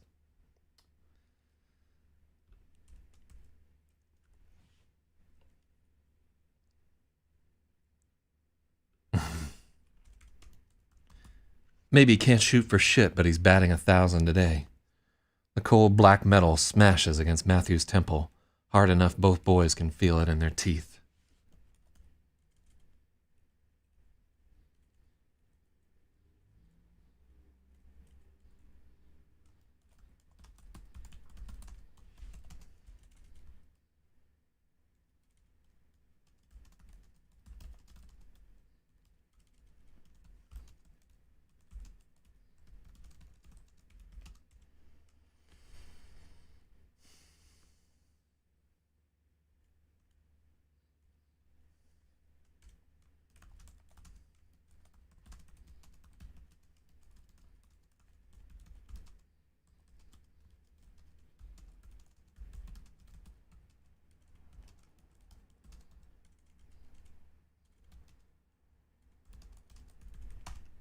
The way maybe hit him, Matthew shouldn't be getting up for a long time or at all.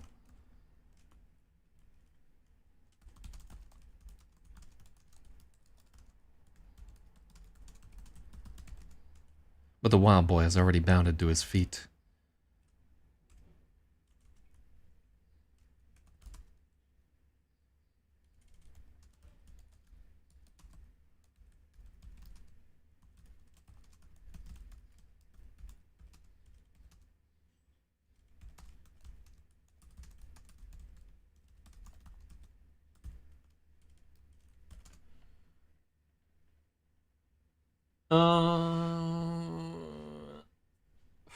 Oh, you know, it looks wrong to say batting 1,000.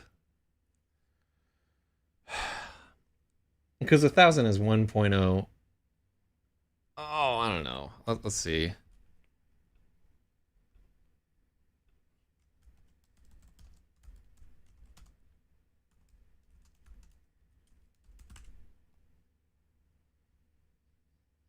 Batting 1,000 is correct, and batting 1,000 actually isn't. How do you write batting 1,000 in baseball? Let's see what these guys have to say.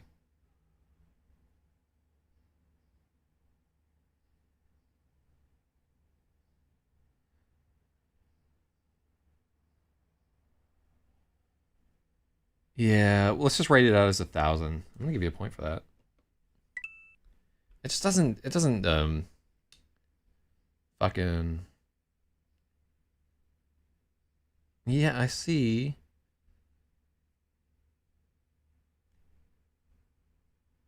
Let's take a look at the word reference forums.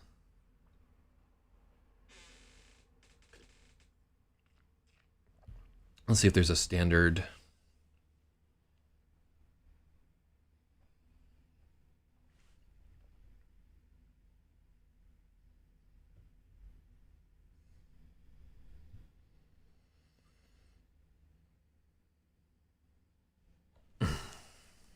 Okay, yeah, let's just write it as 1,000.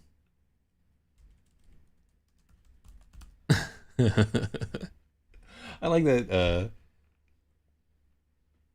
I know they use the decimal. It's just in terms of like what an editor would actually do. I know 100% of an editor would just change 1,000 to a word. Next question is batting. Batting 1,000. Yeah.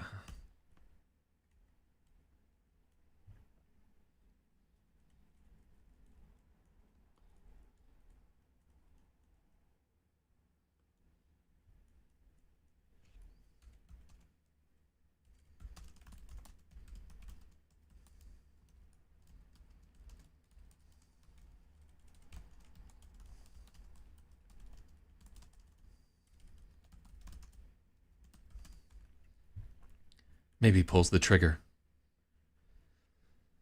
The way maybe hit him, Matthew shouldn't be getting up for a long time, or at all. But the wild boy has already bounded to his feet. A hematoma balloons from the hanger.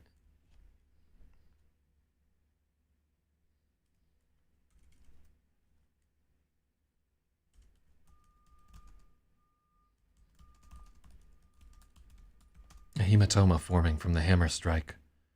Yeah, we need to get some end swell on that. His face is contorted with fury. There's nothing deserving of mercy in Matthew's eyes.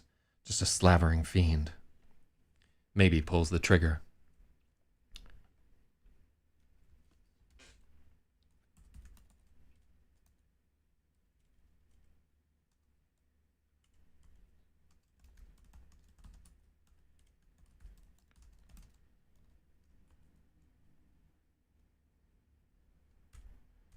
The gunshot booms through the concourse in a chorus of yelps and screams. Yeah.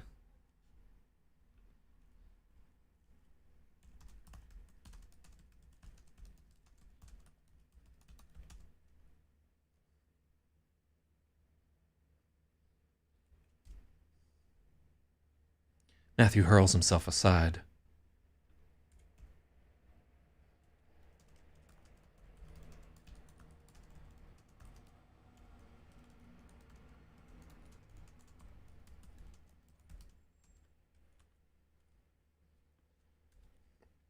The bullet smashes into the display glass of a bagel stand.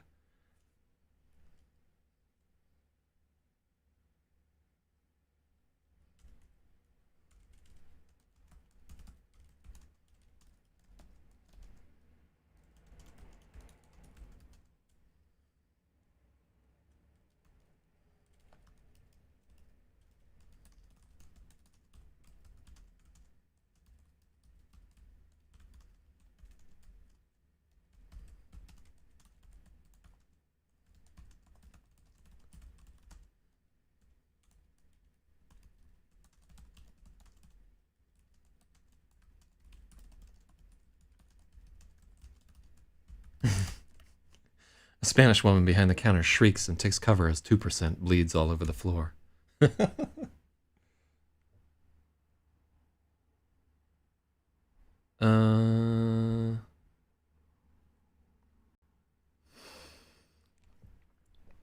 Let's see if we want to take that out of passive tense.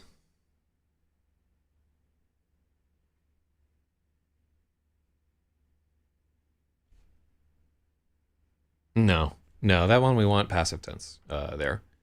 His face is contorted with fury. Because the next line is passive tense also. There's nothing deserving of mercy in Matthew's eyes. Just a slavering fiend. Wow.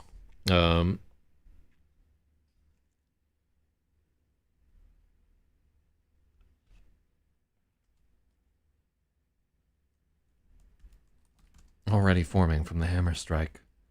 His face is contorted with fury.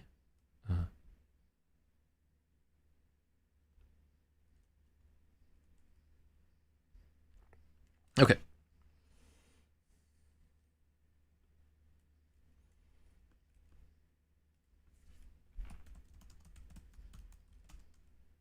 Panic seizes the dining concourse. People rush away in every direction while Matthew snarls.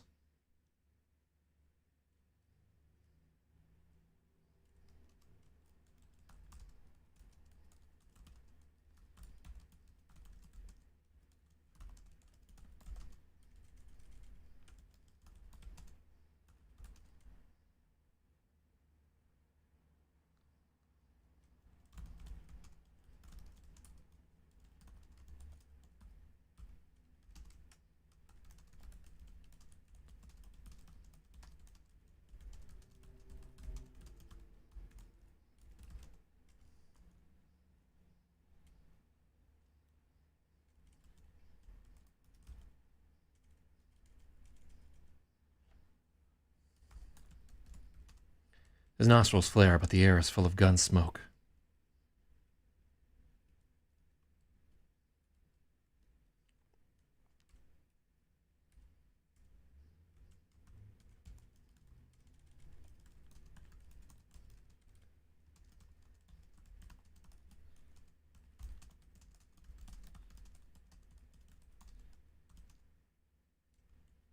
See, this is the Matthew maybe confusion. Maybe he holds the gun in both hands. He's got a good shot at Matthew.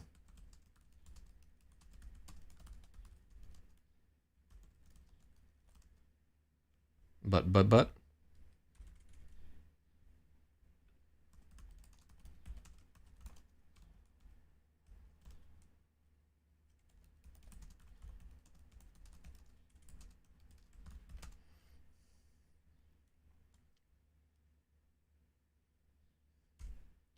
As if he can sense the hesitation, Matthew charges, letting off a crazy howl.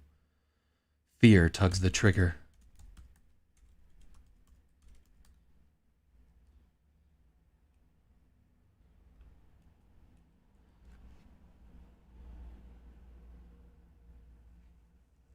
So Logic says that last comment of his is dumb. Never mind. Nah, it's really not dumb. Like it's always a good idea to try and remove the passive lines if we can.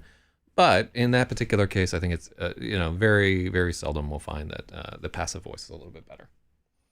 Yeah, this is like an intense scene. Yeah, like like so much of the story is just like the slow building. Yeah, what's going on right here? Yeah, I'm gonna go down, zap some fucking bartenders. You know what I'm saying? Let's eat some noodles. Hey, you want to zap some ATM machines? And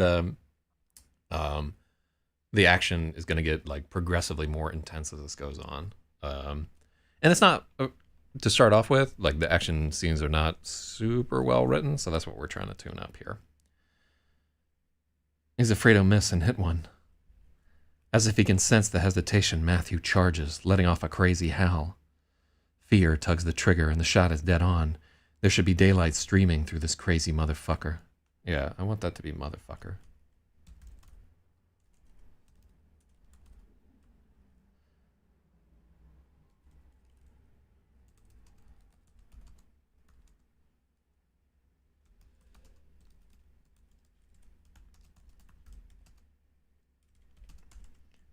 He dives underneath the shot.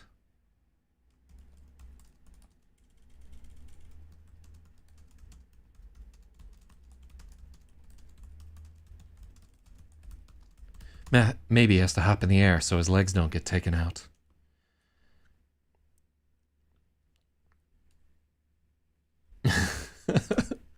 Matthew slides forward like he's stealing home and crashes right into Sarah. Contact. Oh, I love that. Yeah, I'm happy about that one. I like that all the Sarah zapping people, we try to include contact in some way, shape, or form. There used to be this song. Let's see. Let's see if Fear. Yeah, I like that. Boom.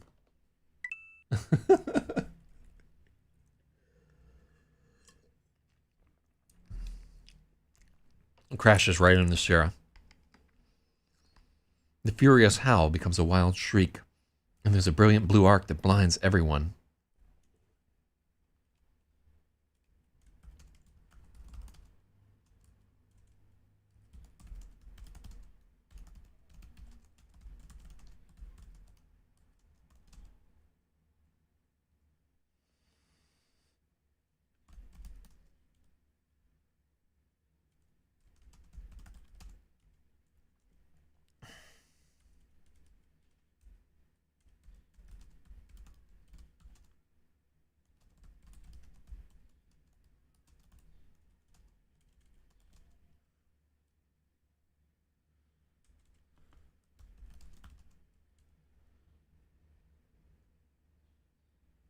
Yeah, that doesn't work.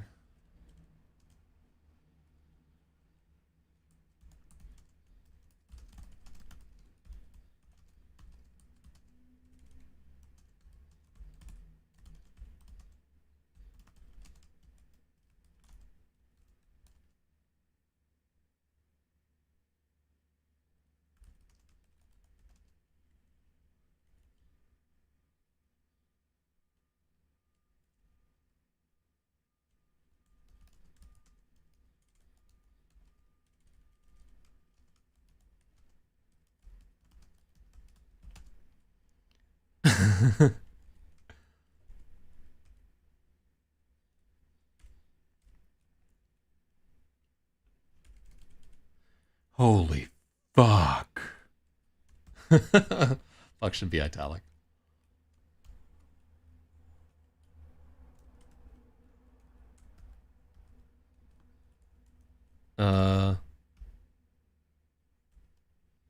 Holy fuck.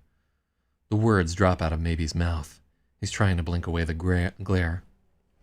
Sarah lets out a horrible, strangled herk.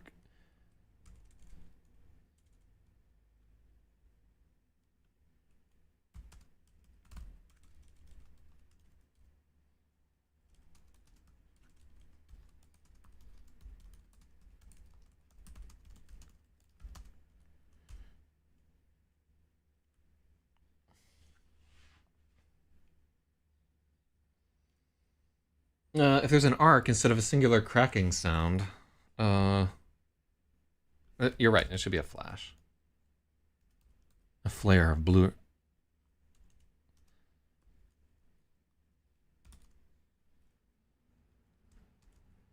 There's a crack louder than the 45 and a flare of blinding blue light. Hell yeah. Matthew rolls off of Sarah.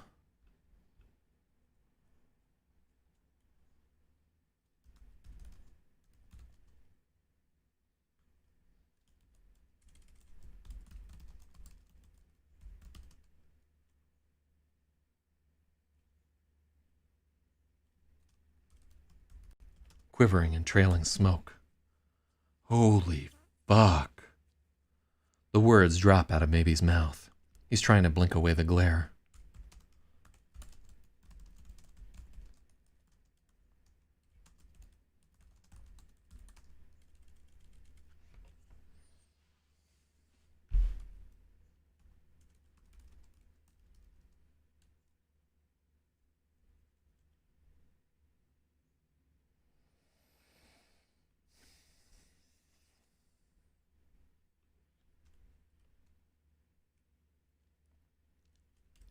Sarah lets out a horrible strangled as her lungs kick back into gear.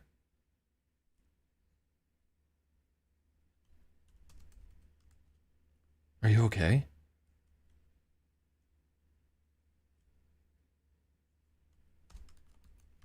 Sarah. Maybe's voice stops mid-sentence as she rises.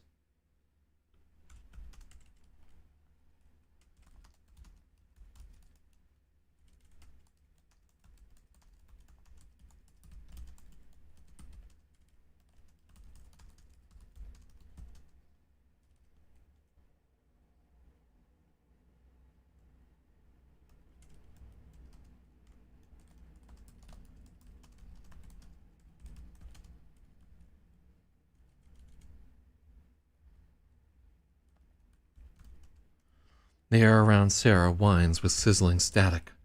There's a deep hum Maybe can feel in his molars.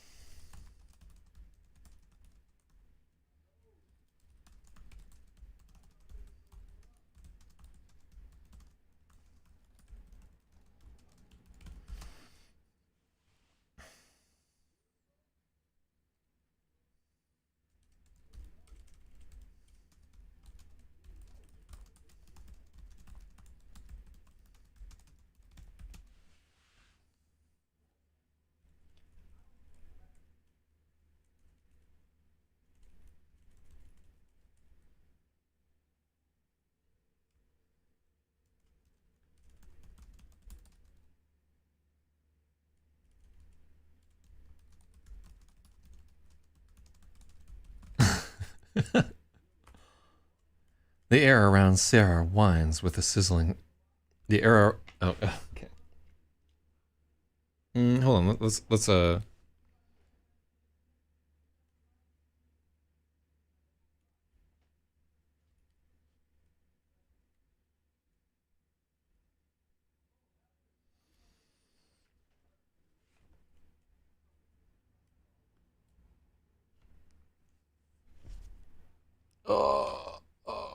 It's hard.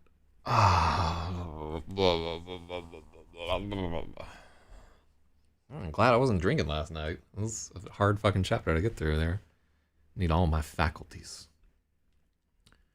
Thought about taking some of that old Benadryl too to get some shut eye, but instead I just powered through it. I'm trying to learn to sleep on my side since I'm snoring all the fucking time, and it's waking me up. I got that apnea, and I don't want to hook myself up to one of those Epstein machines.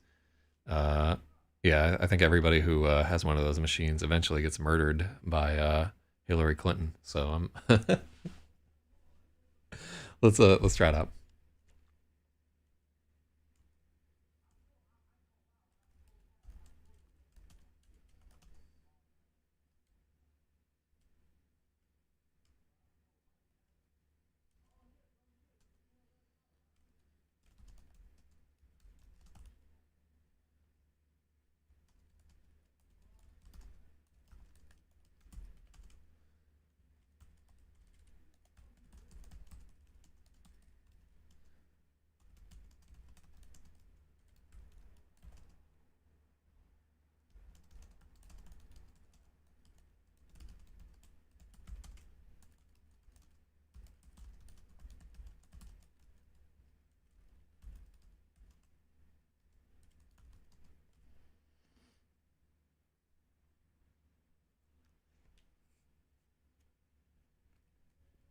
When she opens her eyes, it's like he's caught in the headlights of a train.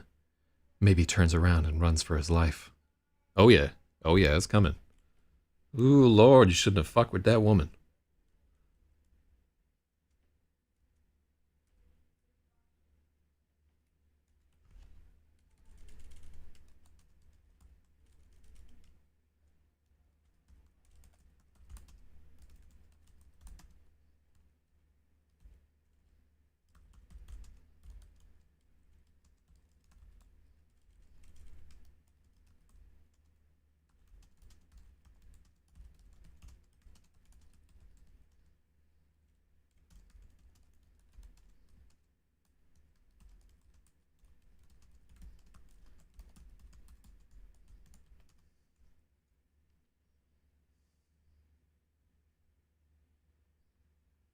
Oh yeah, so we changed up where the backpack bombs were, so that's got to change.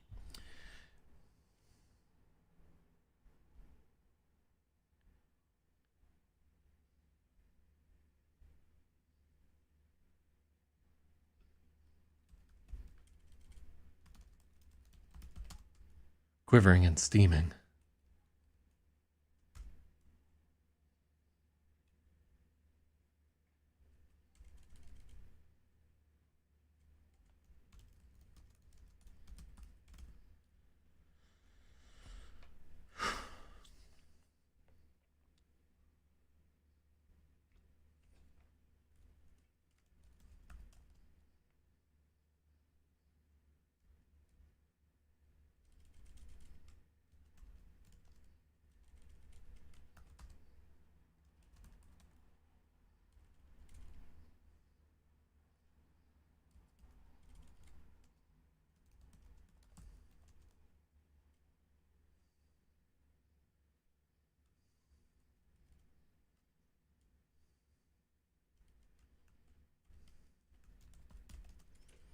Mm.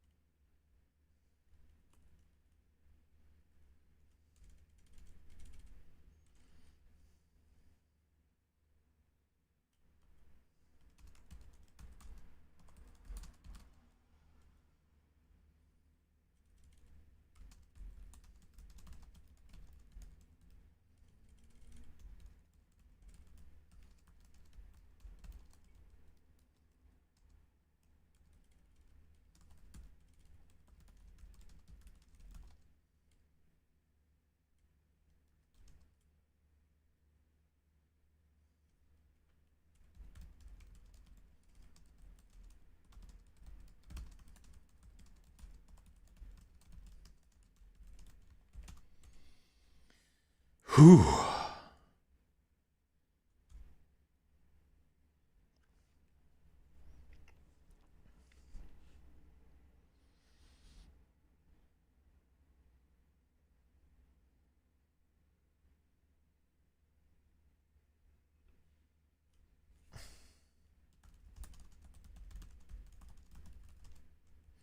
When she opens her eyes, there's a burning light there, like he's caught in the headlights of a train. Maybe he turns around and runs for his life. Somehow Matthew...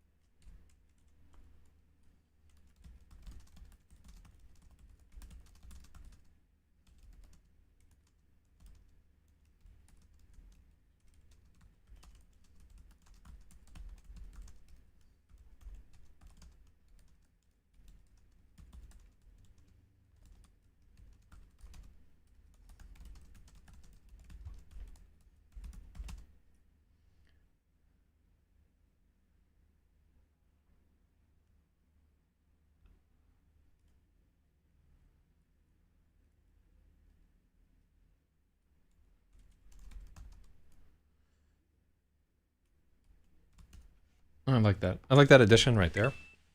It just wisps of smoke curl makes the wisps wisp. All right, Tyson.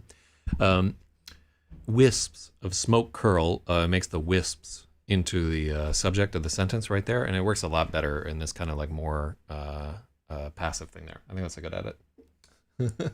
Tysoned.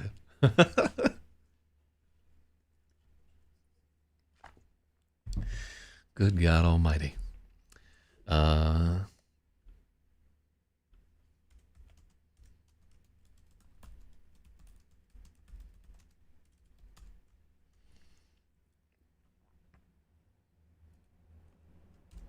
Matthew turns to flee.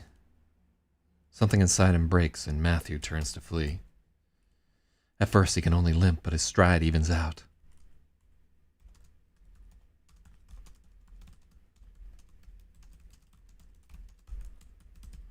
Okay, really good things that we've done in this edit is that we've taken out all the instances where we were in Matthew POV. There were a few of them right there, just a few things that the narrator wouldn't know. And yeah, and it just really helps the whole composition quite a bit there. I'm very happy that this shit has worked out in this way. Whew. Let me see here.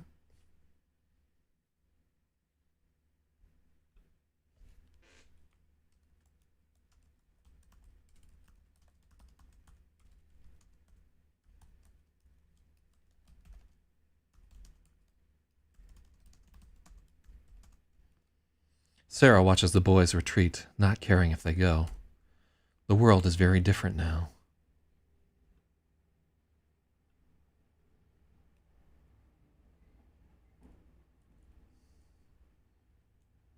Now we need to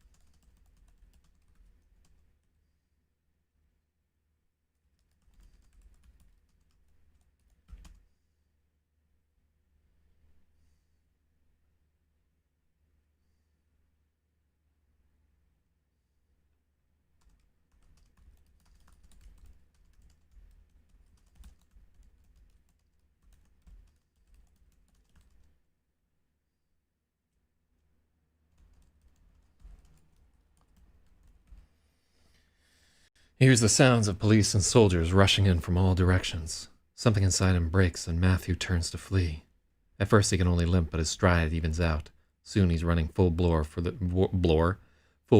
train platform.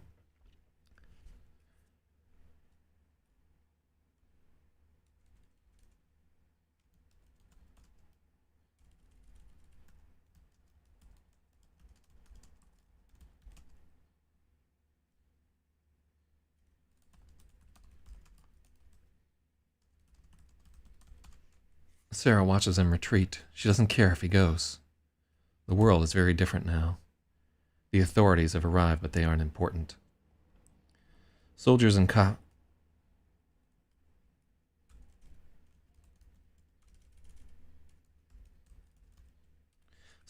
policemen are pointing guns at her, but they're gray and flat. Just bas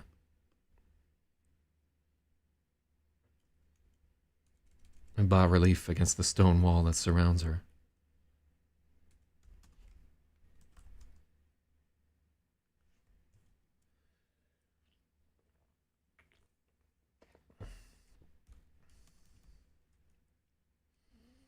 The men shout for her to get down, but the words fall from their mouths and skitter away like gravel. She hates it. Sarah hates it.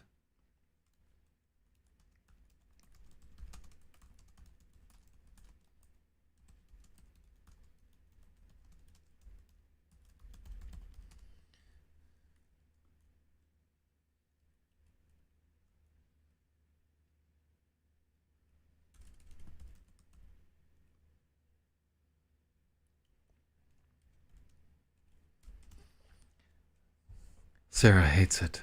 She hates this awful gray prison of perception. At her sides, her hands clench into fists. The carvings of policemen tense, ready to shoot. Sarah screams. Yeah, did we use clench the last time? I think we swapped it up. I think we used curl a little bit earlier, and that's why we're on clench at the moment there. It was like curl, clench, ball. What does Matthew do with his fucking fists? We gotta go back a little bit. I think he's clenching.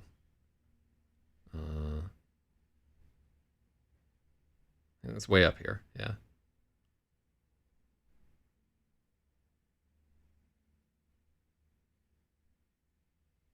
His fists are raised. Okay, yeah, so we haven't used clenched. Nice. The fucking clenched budget. Yeah, it's hard to remember all the shit that we've cut out and deleted because we're this is like a full rewrite of the chapter. Honestly, this chapter and the last one, we've fully rewritten them now.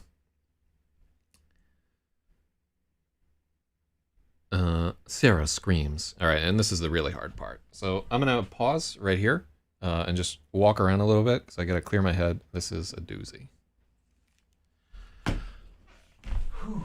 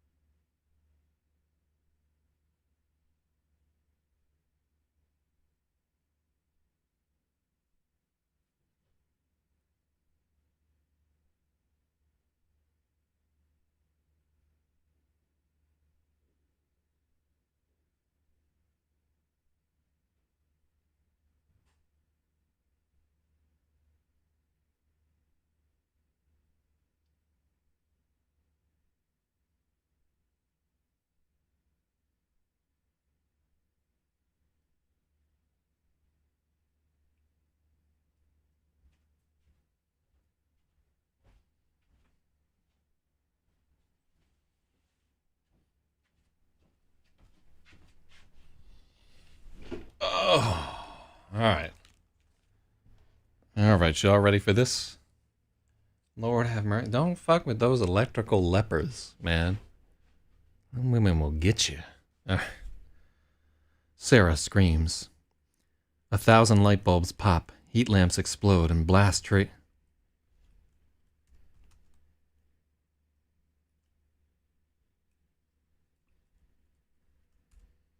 Yeah. 1,000 light bulbs pop. Overhead fluorescents blow apart in a blizzard of white dust and bits of glass.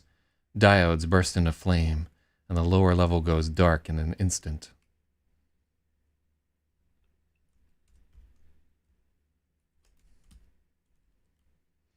Guns clatter to the ground. Soldiers collapse all around her in blood.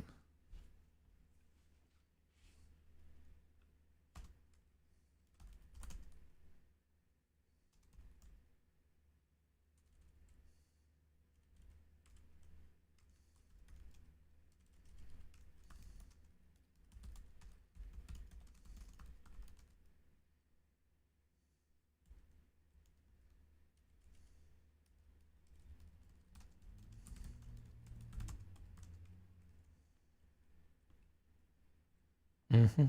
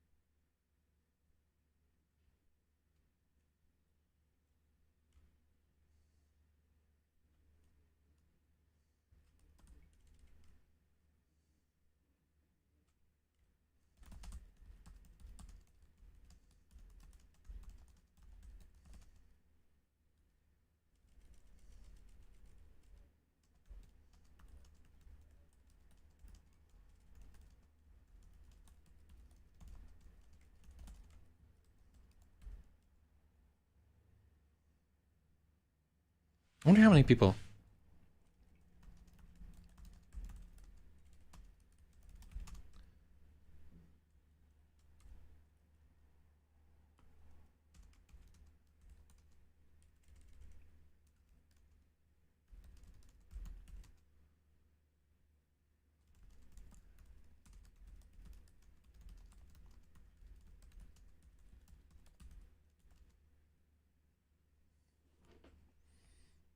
Mm-hmm.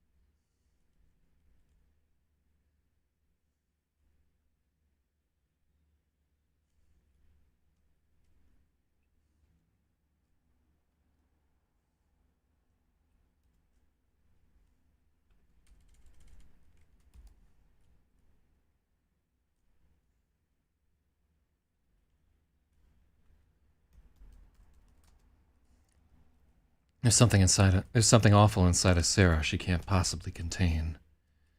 It rips out of her in that terrible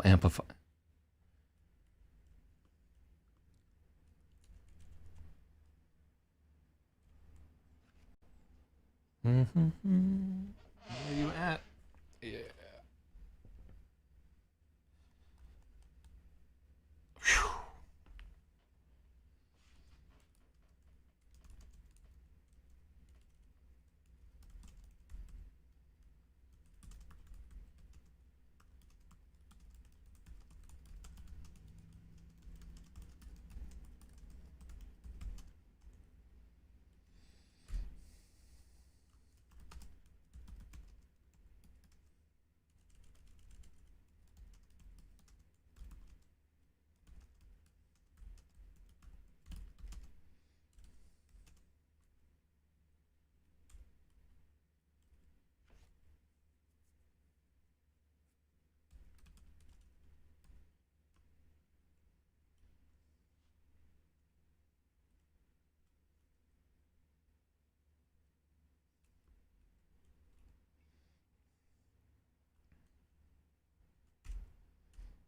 The scream ends with an arc of lightning.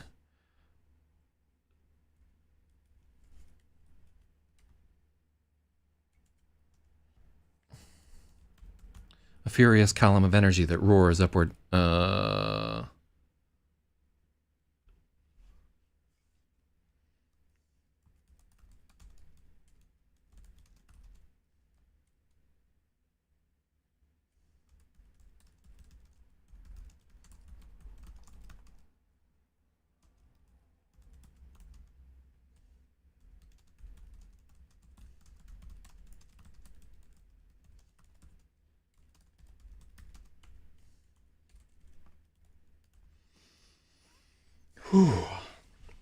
The scream ends with an arc of lightning. A furious column of energy that flows from floor to ceiling with a tremendous crash.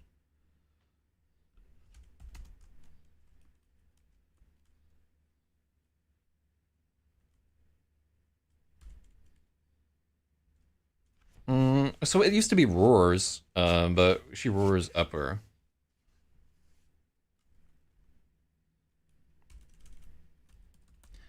A furious column of energy surges from floor to ceiling with a tremendous crash, like the very bones of the station have snapped.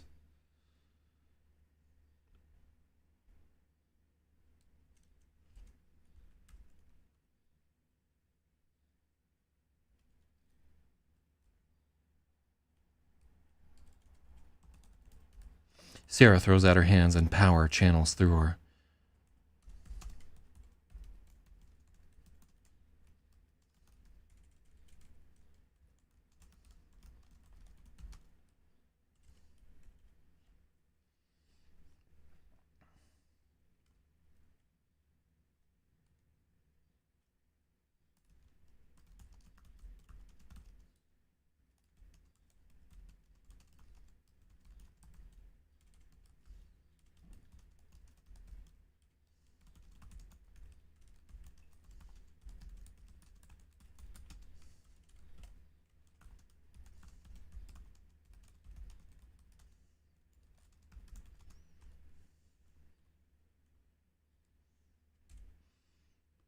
The gray filth is all burned away now.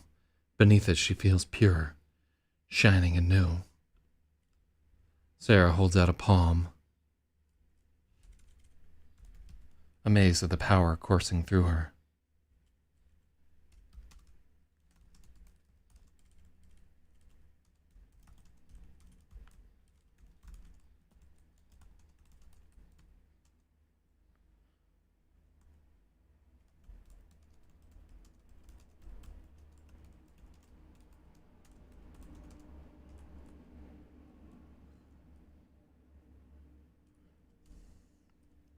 The rosy light glowing beneath her skin glows until it's pure white, pure blue, and then there is no hand, only energy.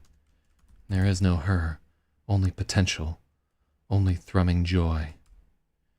The station is full of screams, but they are nothing, nothing in the face of the current.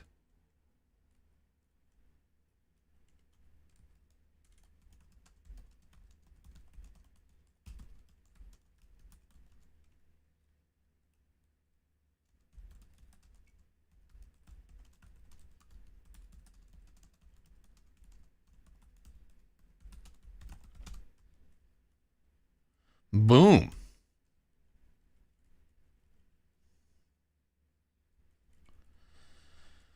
Damn, Sarah. All right, let's get it down to. So this is where we really get down with the electric lady. You remember when she was just like fucking joy buzzering bartenders, and now she is wiling out. All right, yeah, there is needs to be 2 words. Where is it? Yeah, I'll give you that. Let's read through this whole fucker. Starting here. Contact. The furious howl becomes a wild shriek. There's a crack louder than the 45. It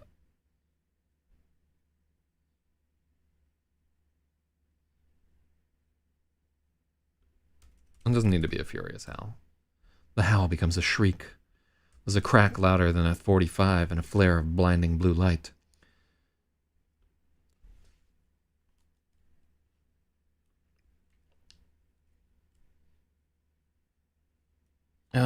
So he...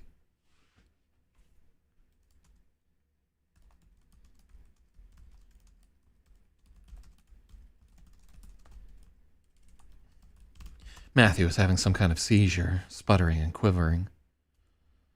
Holy fuck. The words drop out of Maybe's mouth. He's trying to blink away the glare. Sarah lets out a horrible, strangled as her lungs kick back into ear. Are you okay? Sarah! Maybe's voice stopped. Yeah.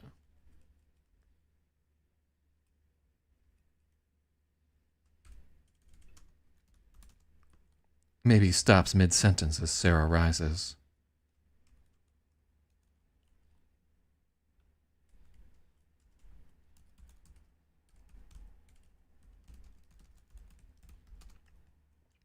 The air around her is crackling and sparking.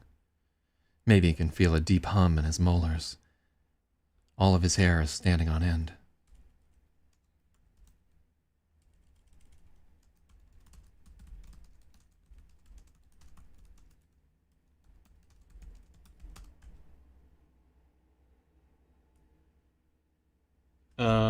Spathy says, I'll try to catch up later. Send you a screenshot of my life since Wednesday.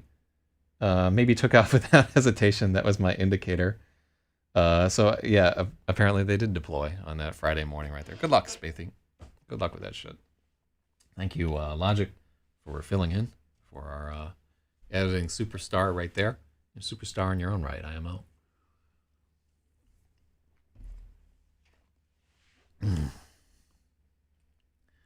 Yeah, I like that. Maybe he just like fucking runs away. He's like, nuh-uh, I'm out of here. No, but they broke the pre-production deploys. I'll do that. I'll do that bullshit every time. God, look, what's up with my hair today? Look like a newscaster from the 70s. It's ridiculous.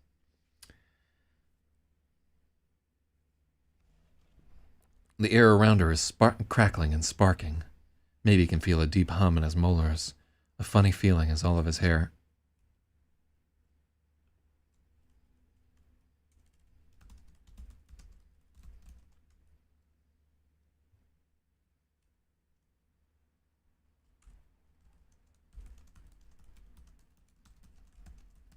It is a queer feeling. Is it? Yeah.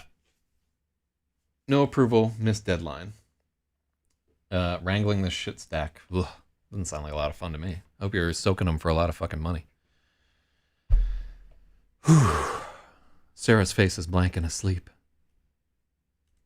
When she opens her eyes, there's a burning light there, like he's caught in the headlights of a train. Maybe turns around and runs for his life, almost running straight into a transit cop dashing towards Sarah.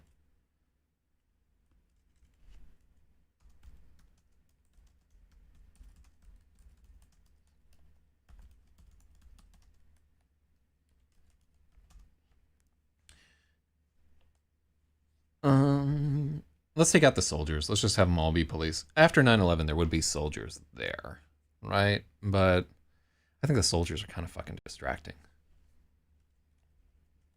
Yeah, they're probably still like floating around in Grand Central, carrying their fucking M16s. I've talked about this on the other show, but they put all these guys in there, in Grand Central, and gave them M16s, and they didn't give them any fucking bullets for the M16s. They have sidearms, right? In an actual firefight, they would just drop the M16s and pull out their sidearms because they had no bullets for them right there. And it makes immediate sense to me because Jesus, cue God, you don't ever want somebody firing an M16 in Grand Central. Those weapons have like tremendous penetrating power. Those bullets are designed to penetrate right through motherfuckers. And NATO cartridges or whatever the hell you want to call them there. And so you could shoot one of these fucking bullets, and there's 30 rounds in that magazine, and it'd go right the fuck through like 3 or 4 different people. You just tremendous casualties as a result of this whole thing. So yeah, just after 9/11, we put a bunch of those guys around, but we didn't give them any bullets. They were just there to look bad. Fucking soldiers. Yeah, I don't like that those soldiers have been there for a long fucking time, man. And their bulletproof vests and bullshit like that. We don't need those soldiers around. There ain't no terror happening. We're the terrorists now. We really are. I mean, fuck, man.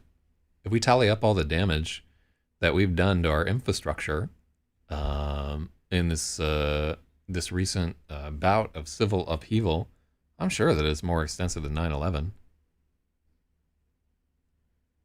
Yeah, I did the airport thing for 2 weeks after 9/11. Yeah, what a bullshit fucking deployment. Awful.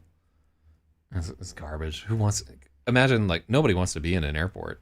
And imagine having to be there all the fucking time. Everybody upset and worried. Like, the terrorists. But, yeah, like, I haven't seen any tallies of the amount of damage that people have done with, like, where are the estimates? It's got to be in the billions. You know what I'm saying? Of dollars of damage so far.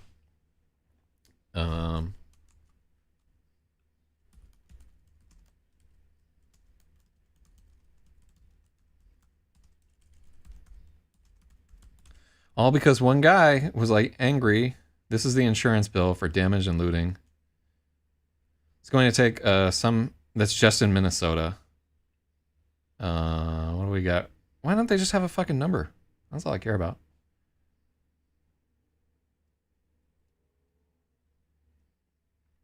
$25 million in Minnesota. I don't think that's anywhere near where we're going to get to. So the LA riots cost in 2020 dollars $357 million. $1.42 billion in today's dollars, and yeah, we're gonna get way above there. But hurricanes do like a lot more damage. Okay, that's not too bad. Property Claims Service over the weekend declared the riots a catastrophe event, which means it projects damages of more than $25 million. It hasn't done this since the Baltimore riots in 2015. I remember those riots. That was dope.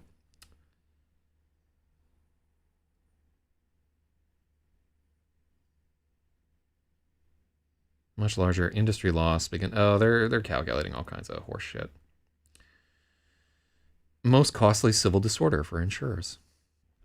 All right, what do we got here?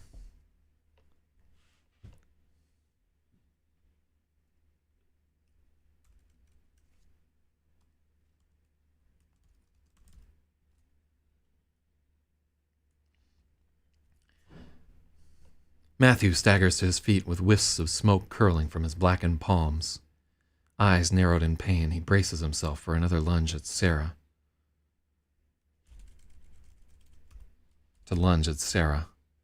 But then he notices the perilous hum in the air, the rising stink of ozone. He hears the sounds of police rushing in from all directions.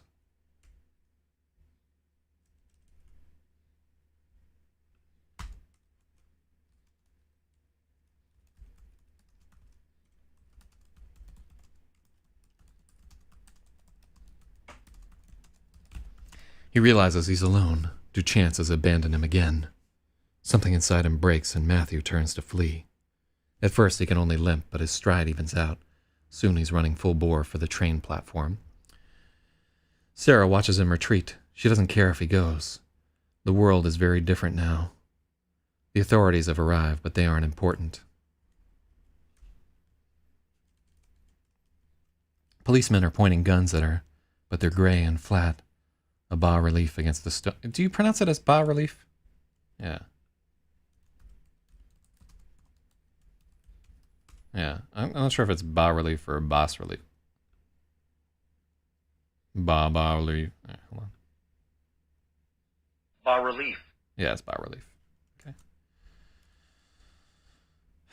Anytime that I see one of those pronunciation videos where it's a minute fucking long, I'm not clicking your horse shit. Because I know you're going to, it just needs to be like 2 seconds long. Bas-relief. That's all I needed to know.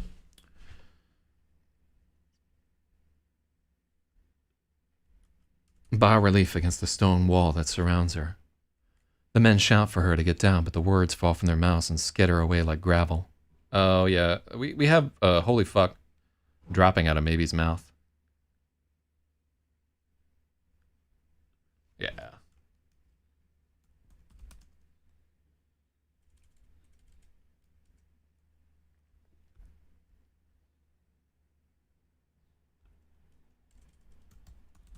But the words tumble from their mouths and skitter away like gravel.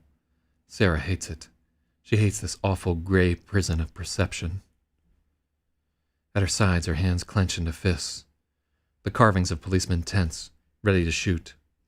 Sarah screams. 1,000 light bulbs pop at once.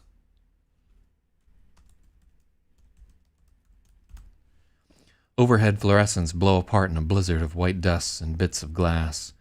The entire level goes dark in an instant.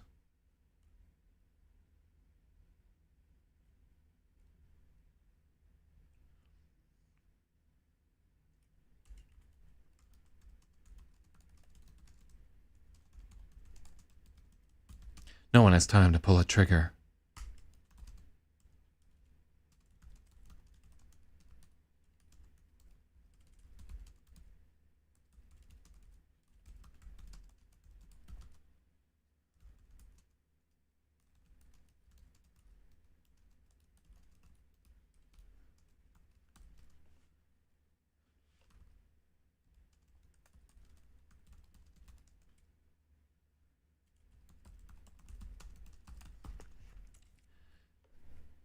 I hate the sound of like blood welling out of every orifice, but I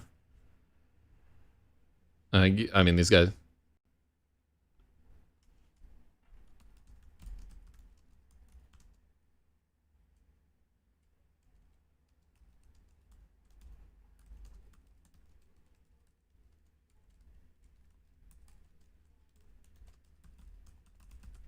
All right, I just want to make sure that you know that like their assholes are also bleeding.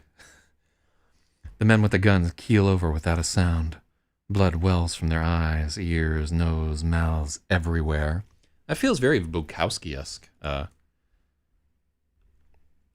men with the guns keel over without a sound. Blood wells from their ears, eyes.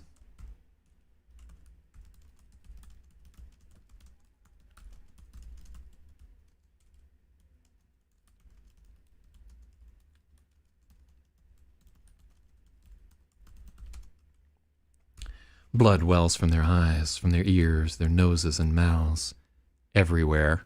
So that's just like a little writer trick. If you ever want to heavily imply somebody's asshole, just list every other orifice and then add an everywhere to the end of it. Dang. Any one of those, the more you know, LeVar Burton, I'm gonna add that to the thing. The more you know, and every time we learn something, I'm gonna play that fucking Reading Rainbow thing. I'm doing it. I'm adding it today. No, I'll probably forget it. I'm so focused on fixing this fucking chapter.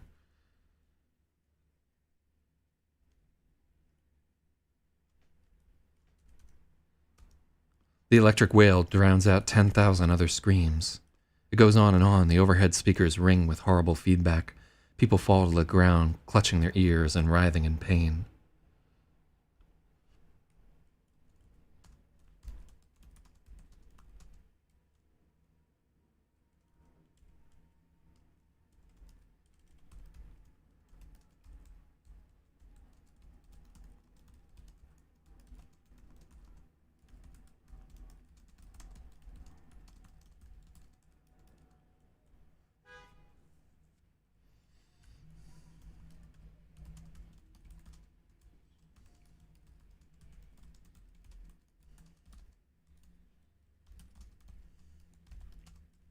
People outside on the street cover their ears and wince in pain. I like that better. Just letting you know, there's a serious fucking scream happening in here.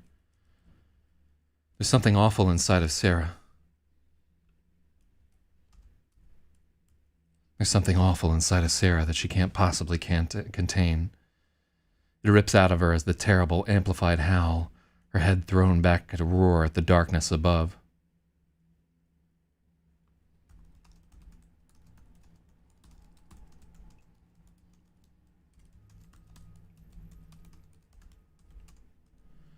The scream ends with an arc of lightning.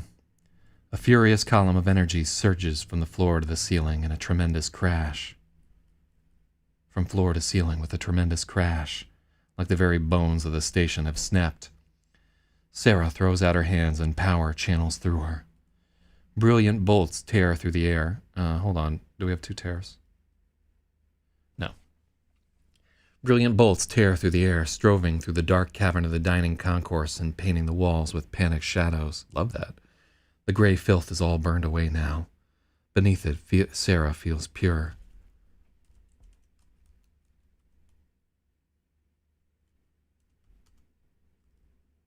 Sarah feels pure, shining and new. She holds out a palm, amazed at the power coursing through her. The rosy light glowing beneath her skin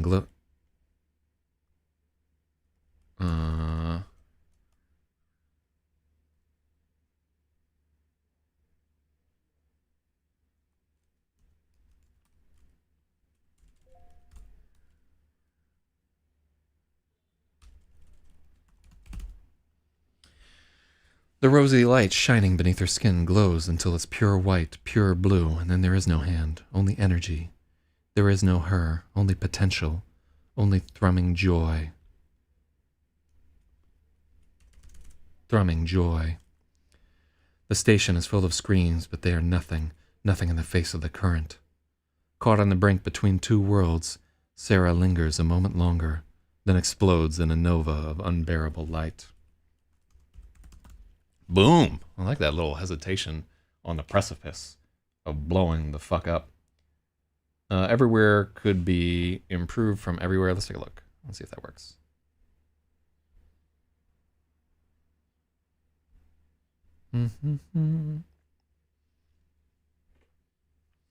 Blood wells from their eyes, from their ears, their noses and mouths, from everywhere. Just say it's everywhere. It's everywhere. Yeah, let's do the from. That's better. Let's get that preposition up in there. Boom. All right, well, that completes this edit of this here chapter. That was a monster of a fucking chapter. Logic, do me a solid. Do you have a time for us right here? So I'm going to put this to 3.7.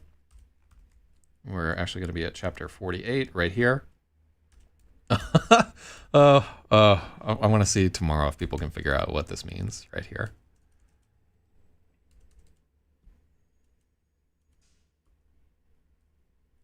And also let me know if you know what exactly 7:06 a.m. is all about. 3:23 for... yeah. Spathy Wad got that one. All right, that's a long edit right there, but an important edit. So let's get down to it right here. This is not a long chapter, though. So 47. 3:23.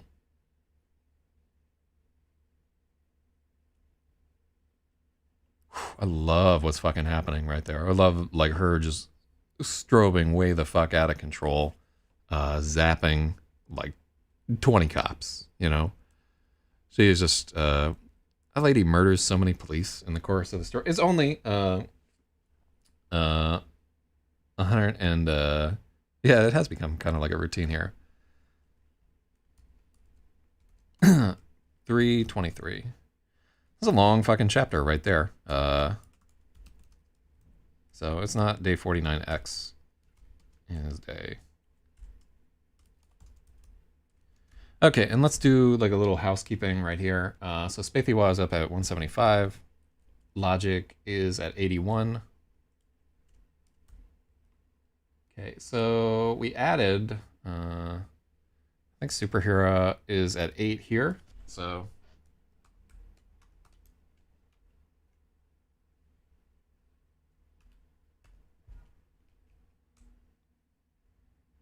Oh, yeah, I misspelled. Yeah, he's got 2 R's in his fucking name.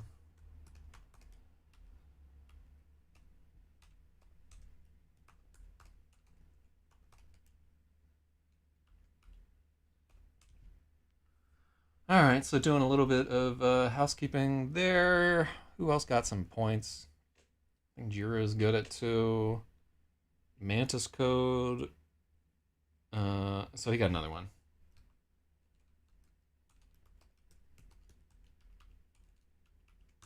Yeah, I think he got 1. Fucking Oaks has 2. I think that's everybody. Everybody important. I'm not adding these little 1s and 2s there. They already have their shit. Okay, so cool. So our leaderboard is up to date. I do want to add that the more you know graphic. I might do that there. So what are we? It's not even fucking 8 a.m. in this day, and a lot of people just fucking died in the story. We're almost to 400 pages, which is fucking fantastic. I'm really happy to see the page count increase in our edit. And I think we have been editing pretty steadily. There haven't been too many missed days in the last little bit. Sleeping a little bit better.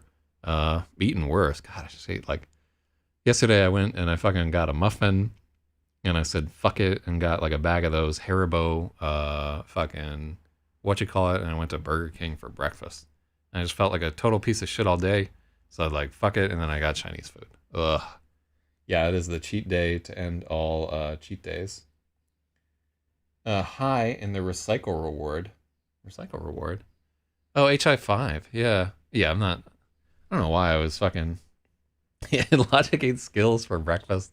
I was talking to a woman and she's like, yeah, so basically I'm just fucking eating Haribo all day and listening to the Strokes. It's like I've reverted to being 14 years old. And that's a lot how I feel during this whole bullshit, man. There's a lot of reversion happening at the moment here. So this is a really, let me just look back. I'm really, really happy that we chose to break these 2 chapters up, right? Because also, it does a couple of things when we break these up here. When Sarah says they're bombs, I'm like, oh, fuck, they're bombs. And then I want to read the next chapter. And then you just can read the next chapter. It doesn't, like, fucking jerk you around. You gotta, like, read somebody's soliloquy about what it means to be a woman. It splits this chapter up into a part. Like, this chapter is all action. Like, that's like 1,500 words of just, we have to stop him, and it never fucking stops. And they do stop him. Sorta. So the next chapter, chapter 48, is just going to be bombs going off. Really, really like a few of the things that happens in this chapter. One, we show fucking Duchance wiling out. He is unwilling to let his most prized minion be shorted out by the likes of Sarah Shiner. So it shows like a little bit that Duchance is a force to be reckoned with at this point. Oh shit, Matthews.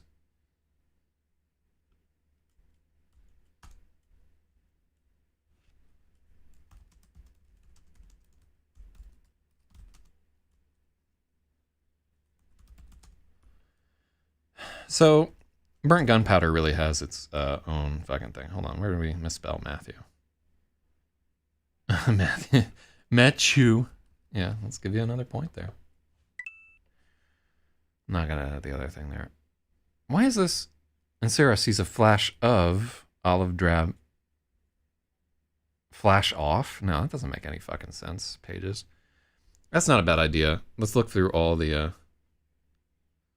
toting his Santa sack backpack of Coca-Cola pipe bombs. Love it. Let's look for any other red that isn't just pages being retarded. It's all fading to gray. That's right. Yeah, Herc is correct. It needs that many U's. Flash of... Yeah, I love that whole scene. The way that Lemonheads for breakfast, Sastam getting at the Lemonheads. I like what's happening with this story.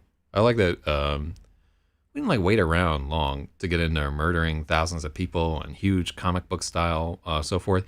And I'll tell you one of the things that's going to be a little bit different is that we focus. We're going to focus a little bit on all the things that go wrong And you don't just get to murder thousands of people in the story and get away with it. There is like an aftermath to this whole thing. So what we were saying about Duchance and his favorite minion. So that's this part right here. One of the only places where I think we may use bold text. We in the ebook or whatever, or the print book, we would use a different font. He's mine, a distant voice rumbles, low thunder rising from the back of her skull. So this shit that happens to Sarah right here, and this is something maybe we need to clarify what's happening here. She reaches out to try and zap his brain, right? She's like, let me get at this motherfucker. But there's something wrong. There's a shadow overlaying the lines of his brain, the umbra of another, Duchance. So Duchance is kind of riding on top of Matthew's brainwaves right here. He sees Sarah trying to fuck with his minion, and he's like, bitch, not my boy. And that's what's happening in this scene right there. So if that is not clear to you and the readers and so forth, I needed to know, and we need to clarify right there. Because it's something that's very clear in my mind, but I came up with this whole bullshit story. So is he controlling them both now then? A little bit. It's not like she's his minion. But what happens here, see where like all of her perception is kind of like fading away to gray, and she's unable to distinguish between colors and objects and so forth there. That's sort of her catching some of that Duchance mind virus type thing. Him working on her.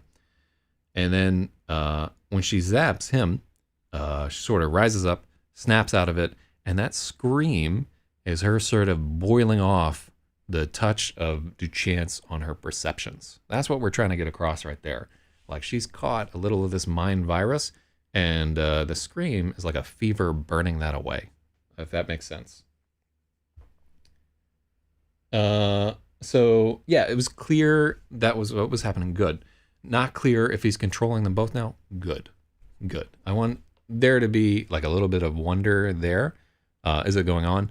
But no, just between you and me, for the rest of the story, no, you can't fuck with that. Like, Duchance, she's too much horse for him. But this is not the first time that Duchance and Sarah will butt heads, as you might imagine there. And so that's what's happening right there. She gets some of that fucking Duchance bad vibes up in her. Does not like that shit one instant. But then in this explosion of light and so forth, like all those, I will tell you, like all those like police pointing gun at her, they are fucking dead, right? And as we get into the next chapter, they are not alone. There is a whole Santa sack full of presents that has yet to be addressed. And those are, timered pipe bombs. So now you can see what was happening in the assembly line at the arcade. What they were doing was creating these Coke can pipe bombs. They're full of roofing nails and shit like that. Actually, I wonder if, soda cans are kind of like a shitty pipe bomb because they don't do a good job of containing the force of the explosion. 7:07 is the magic moment. Yeah, 7:07. It should actually be 7:06. Yeah, 7:06 a.m. That's the magic moment right there. That's 666, son. You know what I'm talking about? All right, let me get out of here. I think it's been a good... Yeah, thanks so much for your help with the editing today. Yeah, crazy shit. So, the Coca-Cola pipe bombs sound cool, right? But what we probably want to do is... I have like only a basic knowledge of explosives. I certainly haven't ever built a bomb or deployed it against the United States government and never plan to. But to my way of thinking, you need to have a restrictive force sufficient so that the initial explosion is contained as the reaction starts to go off. And then... although if they're full of fucking dynamite already, maybe that's just more shrapnel. I don't know. Let's try and find a bomb guy to tell us whether Because, I mean, what we could easily do, too, is have him, like, sliding, like, cutting off the tops of these cans, sliding lengths of pipe into them, and then hot gluing them together. But yeah, that's why they were taking apart all those little fucking watches. Oh, aloha. And soldering them together and so forth. That was their assembly line right there, assembling a bunch of these pipe bombs. And I don't want to spoil too much for the next chapter, but there are many more ramifications and implications. A Coke can is a lot of explosive too. Blast would easily kill by itself. And in the assembly line, there's like a rusty old bucket of screws and shit like that they got happening in there. This next chapter is nothing but explosions. I want to just edit it now. Can we edit it now? What fucking time is it? Oh, it's 9 o'clock. Yeah, I should stop. I have a lot of excitement for this next chapter because I like it when things blow up. But we should stop while we're ahead. Also, yeah, we put like a lot of good creative energy into that, and I do have a show to do tonight. So tomorrow, it's also a short chapter too, so we can edit it tomorrow in the sort of after show used up malaise and still get a good chapter edited in there. I'm really happy about how this fucking thing is going. Hey, if you have friends who are also huge nerds and like editing shit, tell them this is going on. I'm trying to keep it as family friendly as possible, not revealing my true power level as much as it. I hate that like power level shit like that. It's like, it's not a power level to be a racist. It's actually a level of mental power that you don't have, but it's still kind of funny sounding.